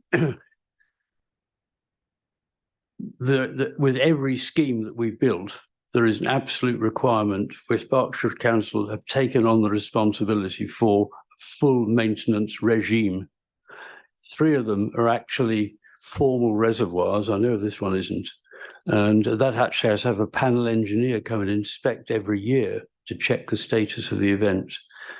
Every single one of these schemes is registered as a flood asset on the West Berkshire Council highways. I don't know which department it is these days, but anyway, it's a registered flood asset. Budget is in place to support it, and all I can say up to now is, and work is obviously being done, and all the facilities we have to date are being very well maintained. It is a fair question, right? Yeah. It is a fair question, and unfortunately, though, it's still trying to look into the future and forecast what on earth council budgets could or could not be. But West Berkshire Council own these sites and have an obligation to do that work. I can't say any more than that. I'm not of West Berkshire Council. Thank you, Chairman. Thank you. Are there any other questions? Can I just clarify, you used the acronym SWMP? Surface Water Management Plan. And if I could just say, Chairman, Thatchum was one of only 6 locations in England following the 2007 floods, which was picked out for the first ever SWMPs to be created. These were pilot schemes, all right? There wasn't a process for doing this beforehand. So it's, in a way, we're an exemplar of what they ought to be. Does that help, sir? It does, thank you. Councillor Poole. Thank you, Chair. I've got a question regarding cricket.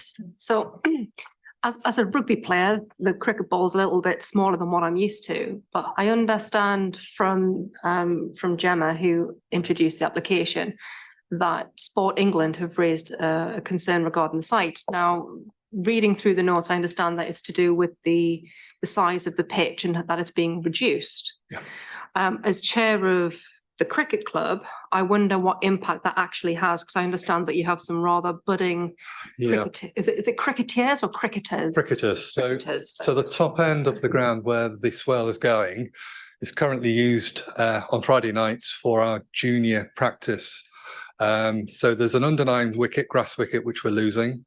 There's an artificial wicket, which we're losing, plus the 2 nets, which were installed, I think, about 10 years ago. And we had to go to Sport England to get funding along with the ECB, and a new lease was put in place. So we're also losing that piece of land, which is used for girls' cricket as well. So once that land is gone, it's gone for good. And Sport England put a statutory objection against that, because any loss of land means it's lost for good. So we organised a meeting just before Christmas, how to get that resolved, to get that objection removed. They then came up to say part of removing that objection is to get the security of the cricket club on this particular piece of land by extending the lease to 50 years and also making it a 15-year notice period. Currently, there is a 3-year notice period. So what we had a discussion, there is a heads of terms which has been generated by Thatchum Town Council. Thatchum Town Council had a meeting to discuss this.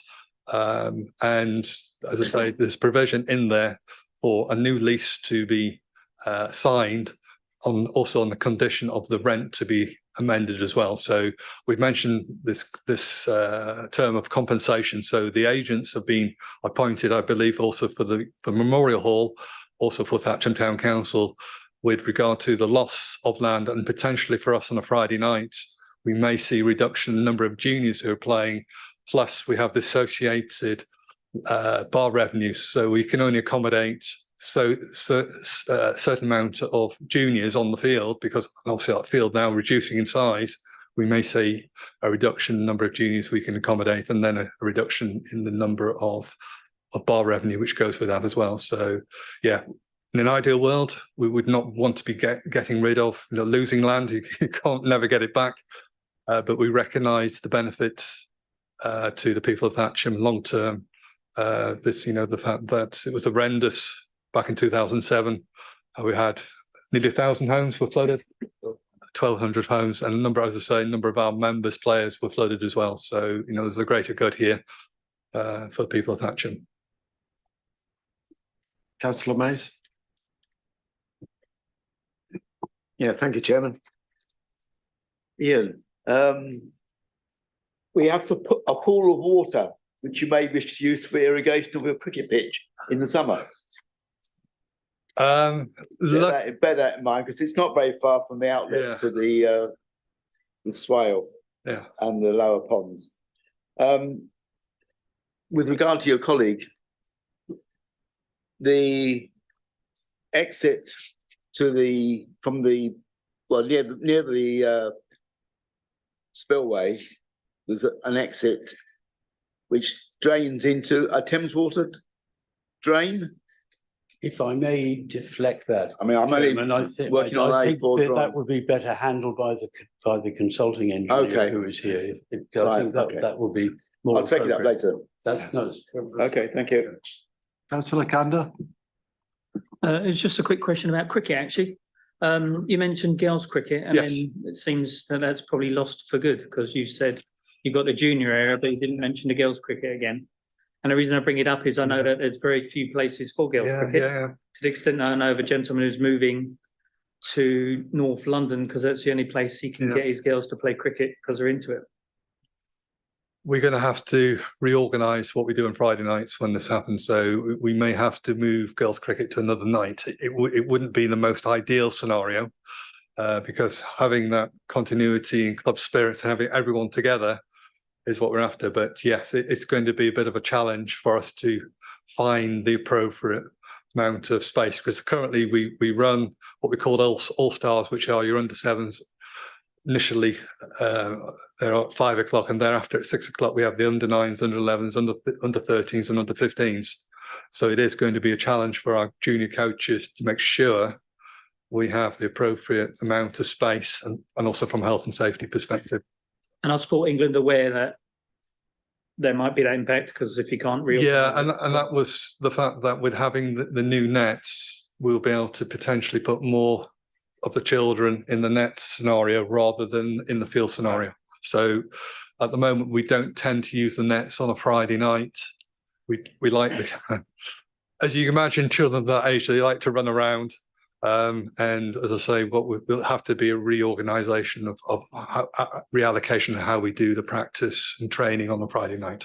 Okay, thank you. Councillor Taylor. Yes, Ian, towards the end of your presentation, you made some reference to trees. Yes. I can't remember whether you were talking about the need for more protection of trees or less, but the reason I'm raising this, I attended the site visit last week, and I was struck by the number of members of public who were expressing concerns over the number of trees that were being taken down, particularly around the wider perimeter of the land. And one, could you clarify what you said? And secondly, I'd welcome your view on the numbers of trees that need to come down. So part of the lease agreement with Thatchum Town Council, we adhere to the West Berkshire tree policy. So each individual tree within the Brownsfield cricket ground has been numbered, has its own individual tree plan. So when we did the assessment of building with Slatters the replacement cricket nets, the 2 trees which the roots have got under the existing nets, which will need to be removed. So at this stage, from a cricketing perspective and the new nets, we only believe 2 trees would need to be removed. Within the plans, there's protection of the trees going down the eastern side of the ground. There's no machinery which is going to be going anywhere near those, so they don't need to be protected. The fact that they offer protection to the housing going down the side of the house, with balls going into potentially preventing balls being hit into the actual housing. Having that protection would reduce the boundary which would make the ground smaller and also not look very good as well. So we do recognise there's going to be a huge amount of disruption for the site, and we don't want it to be reducing the look and feel of it being the traditional, English cricket ground as such. So, as I say, from a cost perspective, we believe that we don't need to have that extra protection of the trees going down the eastern side. Down the western side, that will be more to do with protecting from the machinery, the routing which it has going through the tennis court, through the play area and up. And I think majority of the trees being taken down are from the Memorial Hall side rather than the cricket ground side. I think that's to say there's only 2 trees. Gemma will be able to confirm that. I think the majority are through the routing and possibly at the top end at the north side where you've got the swale going in.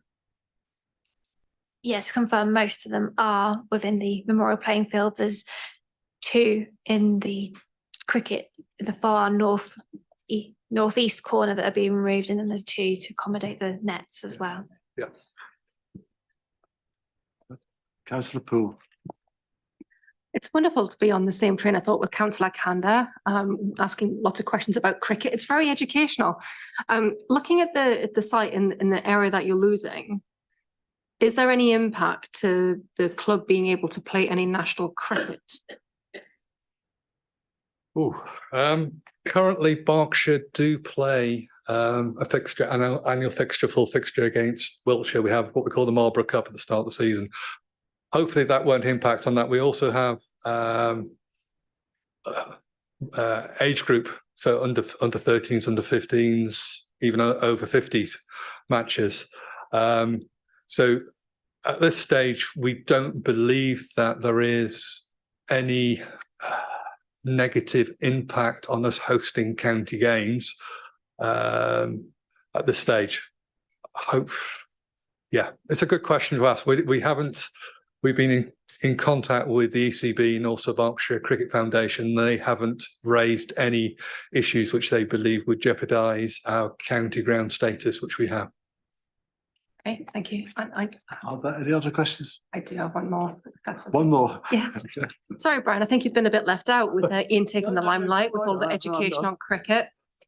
You mentioned that the Thatchum was flooded very heavily in 2007, which, forgive me, that predates my time within the district. I was still at uni at the time.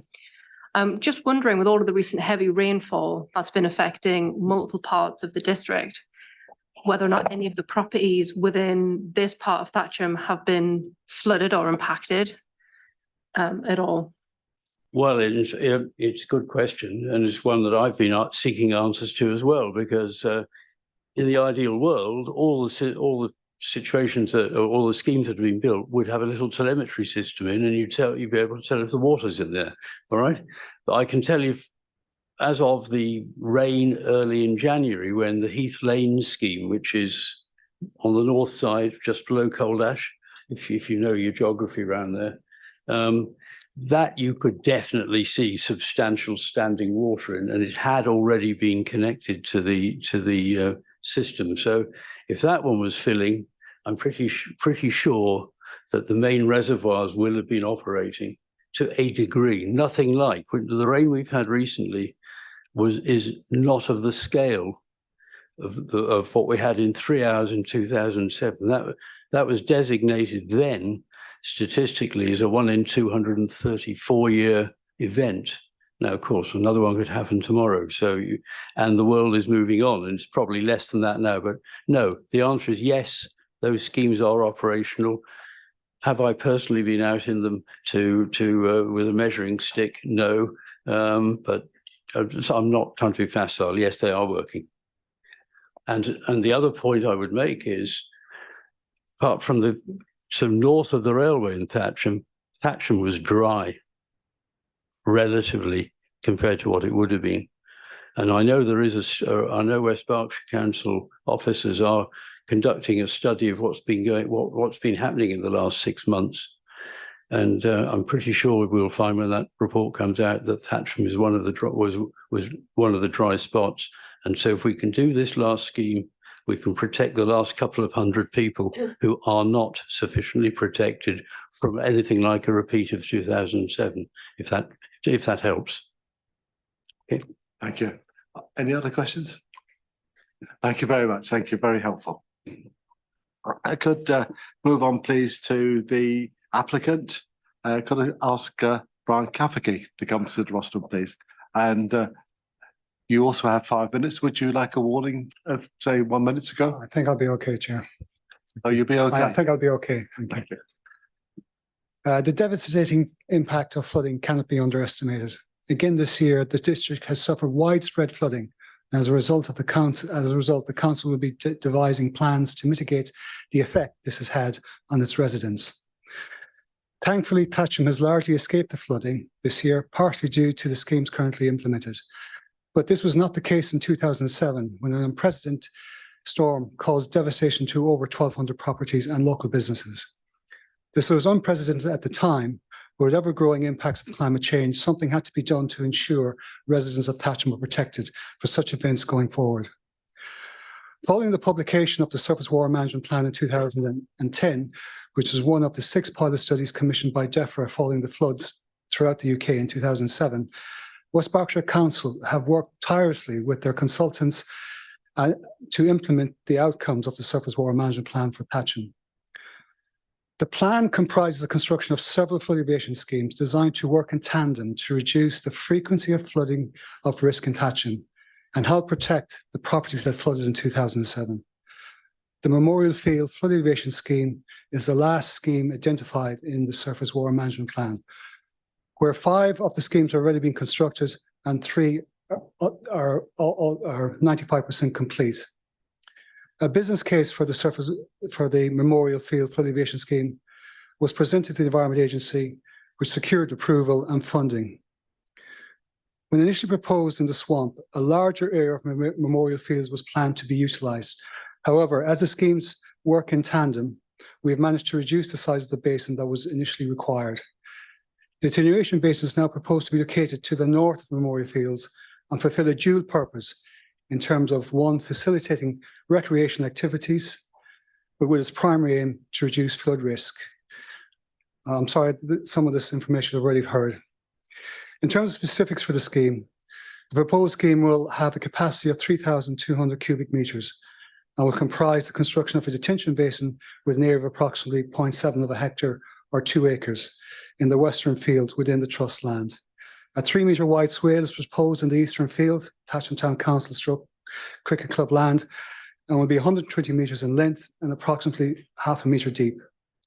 A bund 280 metres in length will run along the southern perimeter of the basin and the swale and will vary in height from approximately 0.2 metres to 0.3 metres along its length. The crest of the bund will be set at 79.2 metres AOD and will accommodate a 15-metre wide spillway at a level of 79.05. The overall scheme comprises an area of approximately 1.46 hectares or 3.66 acres. The detention basin itself will comprise of 2 areas, a higher level set at 78.5 metres AOD and a lower area set at 78.3 metres AOD, approximately 600 mil and 800 mil respectively below existing ground levels. The basin will also comprise of a stilling basin set at a level of 78.10 metres AOD, which is approximately between 0.9 and 1 metre below existing ground level.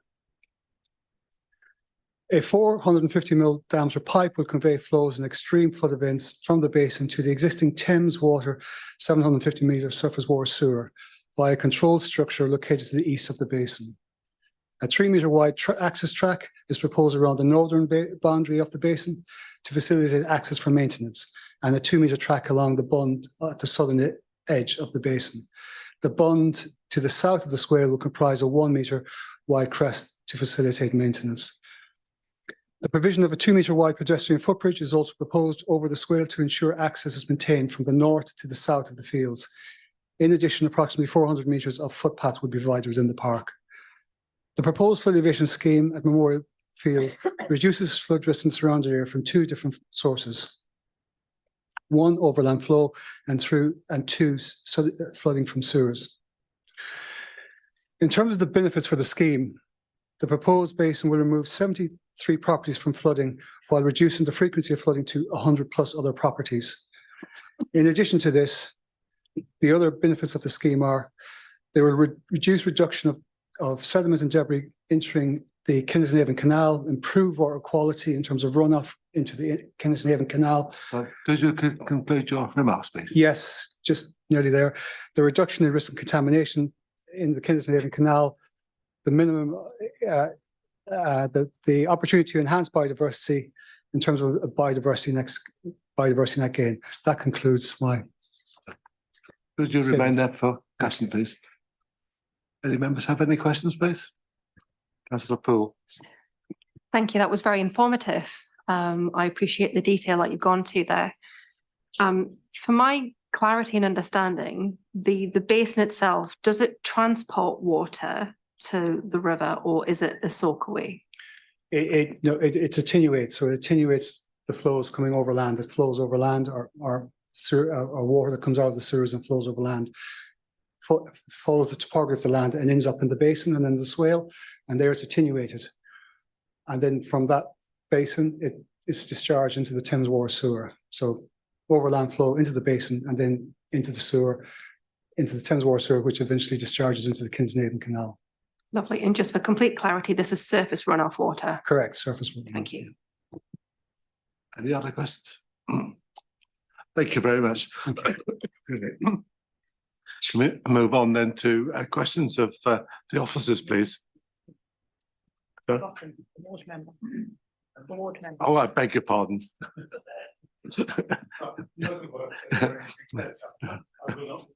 No, I didn't want that recorded.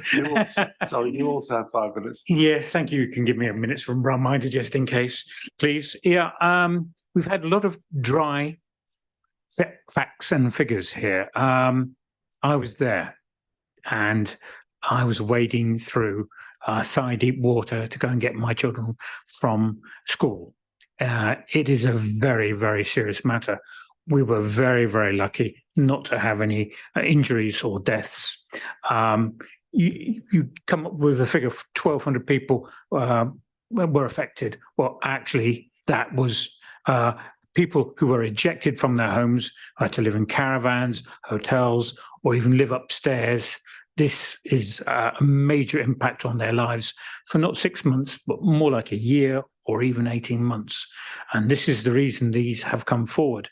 I believe at last count, it's 6 units on the A4, at the bottom of my road, at the bottom of Caldash Hill, Heath Lane, the actual the Regency Hotel, and the one by Kennett School. By the way, they took away the playground there and actually came back with a better playground when they actually put it back. So that is one of, I think, one of the concerns that people might have. It also protects the rebeds from nasty overflows on top of that, as well as the people to the south. We've protected the people to the north of Thatchum, which I am one, but we also need to protect the people to the south, therefore, and this is what this is doing. And this is why it's the last piece of jigsaw that we need to put in place, and then we will have as good as we can get. We've had similar situations to what's happened recently. It wasn't just that one big storm. The ground was saturated, and anytime any more rain came, it started to flow off. Well, that sounds familiar over the last couple of months, doesn't it? So if we get that again, and then a stationary storm basically decides to sit over the upper ground above Thatchum, that will happen again. So that is the reason that we're looking at this. As you can see, I think this is a good idea. But having said that, we have to mitigate, reduce the effects on obviously on the people living around it. We need to do as much as we can for the trees, and if not replace them there, but maybe elsewhere, or to get a balance.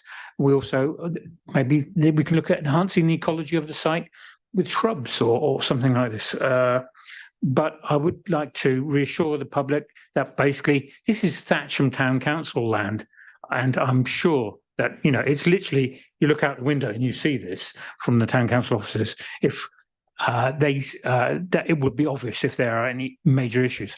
I'm personally not going to be around here forever, but I walk through that place several times a week. So, it is of great interest to me. From an engineering background, I am interested in these things and I do look at them. And I think we can say that the ones we have worked. And this has been a huge amount of time, effort, resources by the flood forum, and which Brian has been in charge of. He has given his time and energy and effort to get this right.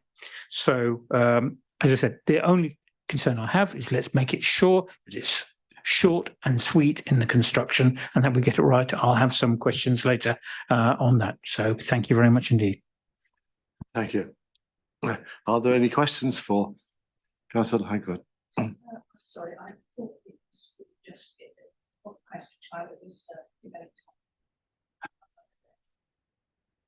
Now, first of all, it's opportunity to ask questions of the local member, and then we'll have questions of the officers, and then we'll move into debate. Okay, I'll wait.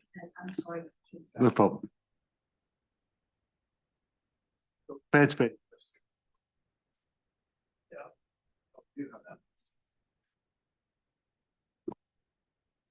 Thank you, Chairman. Jeremy, can you tell me where the houses that flooded recently in this area were located? Whereabouts on the plan that I had before me? No, basically what I was saying, there wasn't any flooding. And not? There wasn't, no. Okay. What I'm saying is that the land around Thatchum was saturated. And if you had another circumstance, for example, you had a rainstorm that came to a halt above that Thatchum, then it would. But no, they are working, and I'm very relieved to see that in this bad weather we've had for the last couple of months, that it hasn't affected. I mean, there have been times where, for example, so saturated is that the water was appearing in fountains next to the railway. It's artesian. Yeah, it's just it was horrifying, and I'm so glad if the members will kindly support this, because I think it is so important for Thatchum. And as I said, my only hook on top of that is we also have to consider the actual the people neighbouring it, and reassure them about how the project will go ahead in the future. Okay, thank you. Are there any other questions for Councillor Cottam? No. That being so, I'd like to move on to questions for officers, please. To anybody? Councillor Pemberton. Yes, thank you, Chair.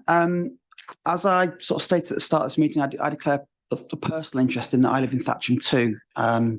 My ward is immediately adjacent to this application site, and it's a really popular park.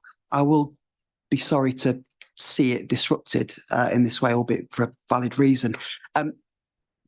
It's very popular with dog walkers. There is a dog walking area in the park which will be removed. Condition 16 allows for a replacement dog walking area within 3 months of the completion of the development. My immediate concern is that that so-called replacement facility will be a very small patch of land that's not comparable to what's there. It's not in the same location. Many of the existing dog walkers may or may not use it. And I'm keen to ensure that something comparable remains, albeit in a different location, after this is all over. And I just wonder whether there is scope to amend condition 16 to make sure that there is a comparable size facility. The only other thing that I can think of is a precondition whereby a site is identified, but that's not going to work because clearly time is of the essence. So I'd be interested to know what the options are for that.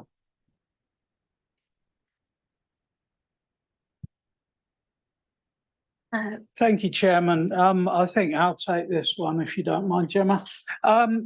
So there is a condition recommended which seeks to mitigate that particular impact. Completely understandable that you would have concerns with the whether the mitigation is at the current standard. In that respect, I would suggest that tightening the wording to state that a replacement facility of a similar quality and size is provided, could be used to mitigate that particular concern.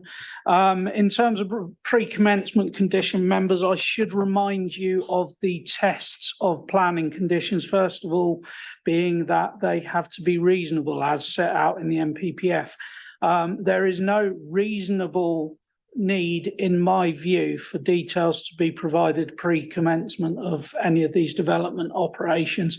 While I do appreciate that the disruption will affect dog walkers, it will affect them on a temporary basis. So I would steer members away personally from applying a pre-commencement condition, but with that tightening to the wording that I've suggested, an equivalent facility should be provided.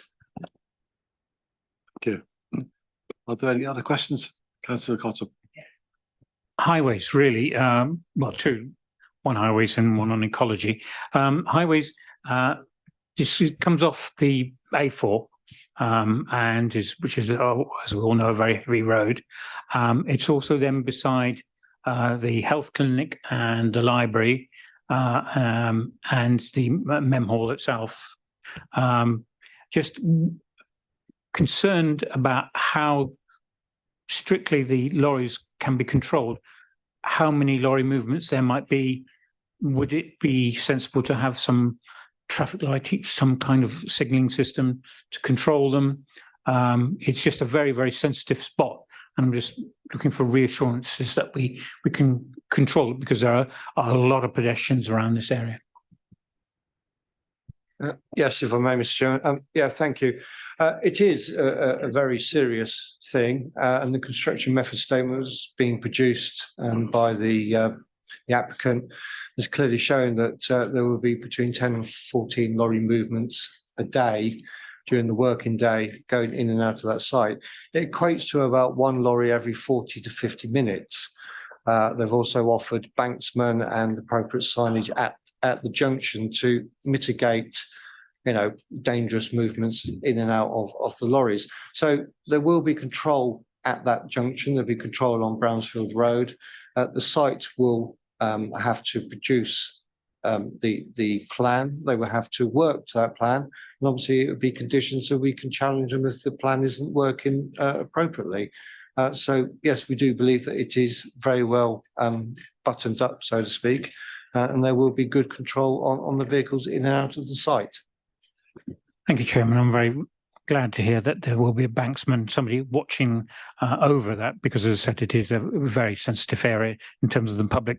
The other question is really for the ecology side, and saying there are a lot of complaints that we're losing a lot. I mean, in terms of numbers of trees, I'm concerned that we can replant trees, the more mature, if possible, not fully grown, to try and keep up the nature of the site, and wondering if there is any other conditions we can put on the site to ensure that the ecology is looked after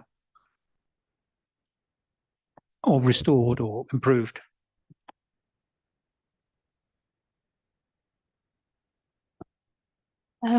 Yes, correct. The trees, the number of trees being lost, but having assessed the application, obviously additional plantings being proposed, as you suggested. There's going to be additional hedgerows and other habitat enhancements. So overall, the application was assessed to have a net gain for ecology, and these are all going, the measures and the enhancements are all going to be secured by the landscape and ecological management plan. So that will give us control over the species, the size, the type and the densities. So we will have control over it with that condition. Thank you, Chairman. I'm glad to hear it's going to be a net gain, and also that we're going to be supervising this closely. Thank you. Are there any other questions for officers, please? Councillor Poole.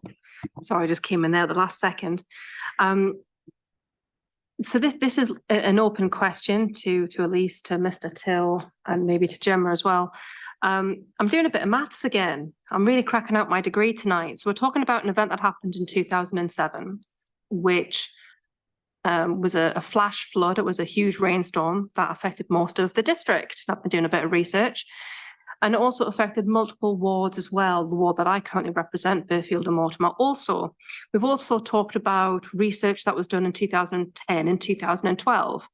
Now, correct me, but we are in 2024 right now. And if all this research was done back at the time to prevent a 1 in 100 year storm, or 1 in a 200 and, was it two? Thank you very much from the floor, 234 year flood, then if we have two measures that are already in place that are working, I'm just keen to understand why we are exploring a third option, or a fourth option, or a fifth option. I've lost count of how many flood mitigations we have currently put in for Thatchum. I'm just trying to understand why we are exploring another one if all of our existing measures are working. Thank you. I can answer that one.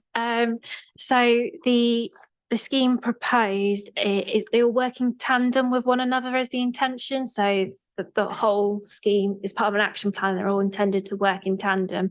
And this was intended to cover an area that isn't covered already by the other schemes. And that's why this one is proposed in this location. Chairman, if I may, I'd like to supplement that as well. We haven't had another 1 in 234 year flood event over Thatchum in order to test the efficacy of these schemes fully. The schemes have been designed in tandem. Now, at present, we have had some severe rainfall that has shown that there is efficacy to some of the schemes as they are designed, but it is not to the extent that it was in 2007. And similarly to Councillor Cottam, I was there in the middle of it. So what I would say is, in the event that this scheme wasn't to be delivered in its entirety, it wouldn't be effective in its entirety. And the upshot of it not being delivered in its entirety would be to leave a couple of hundred residents in Thatchum without protection in the event that there was another 1 in 234 year flood event. There are, I happen to know, there are records from the, I believe, 1960s that there was another severe flooding event in Thatchum which resulted in flooding to the same sort of extent as the 2007 flood event. And as I say, while it might not have happened since, this scheme is designed so that when it does happen, the residents in their entirety will be protected, rather than saying, okay, we'll protect you lot, but this lot, they're not getting any. Thank you. Okay. Are there any other questions? Can we move on to debate then? Would someone like to? Have you? So is that a question or a No, debate? it's a debate. Debate. Okay. I have absolutely no qualms in supporting this motion. I think it's an excellent motion. And it's not just something that will affect Thatchum, but the whole of West Berkshire as life goes on. I can report that the bund near me in Purley-on-Thames works, and generally speaking is considered to work. So well done, Thatchum. I would just like to say that I do understand the lady's concerns with the maintenance. In 2007, the real problem with flooding in 2007 was not the fact that the Thames got stressed and overflowed. It didn't. What really happened in my area in 2007 was that the council had failed to dredge gullies and drains and the like. So maintenance is important. And West Berkshire has a responsibility for that in all of West Berkshire. So it has my vote, and very many congratulations to Thatchum. Thank you, Chairman. Councillor Pemberton. Yes, thank you, Chairman. If I was going to be frank and offer a personal opinion about this particular application, I'd say there are elements of it I don't like. I'm going to be really sorry to see the park disrupted, as I alluded to in my question a bit earlier. There's going to be people that are going to experience loss of amenity, and there's going to be trees removed, which will be replaced, but they're going to take some time to be replaced because they grow as fast as they grow. But by the same token, and we've debated it to death, I think looking at it in isolation, saying, well, it might protect this many houses, that many houses, clearly that's not the right approach. And we have to decide tonight on planning considerations. Clearly, this is the last piece of the jigsaw in terms of protecting Thatchum and making sure that we don't ever see a repeat of the scenes that took place back in 2007. But like Councillor Poole, I wasn't in Thatchum in 2007. I moved there some years afterwards. But this recommendation has my support, my full support, from a planning perspective, subject to tightening up the condition around the replacement of the dog walking facility. Thank you, Chair. Councillor Somner. Happy to propose, Chairman, with the amendments as suggested. And Councillor Pemberton seconds. Are there any other points people wish to make? Could I put the proposal to the vote then? So it's conditional planning permission with the change to the condition on the dog walking area to make that. Could everybody in favour please show? Anybody against? Any abstentions? So, Councillor Poole abstain. So that so the proposal has been given a conditional planning permission with that one change to the condition. So thank you very much. Do we have anything else to discuss this evening? Yeah. In that case, I will close the meeting and thank you all very much for your attendance and debate. Thank you. The live stream's closed, everybody. Thank you.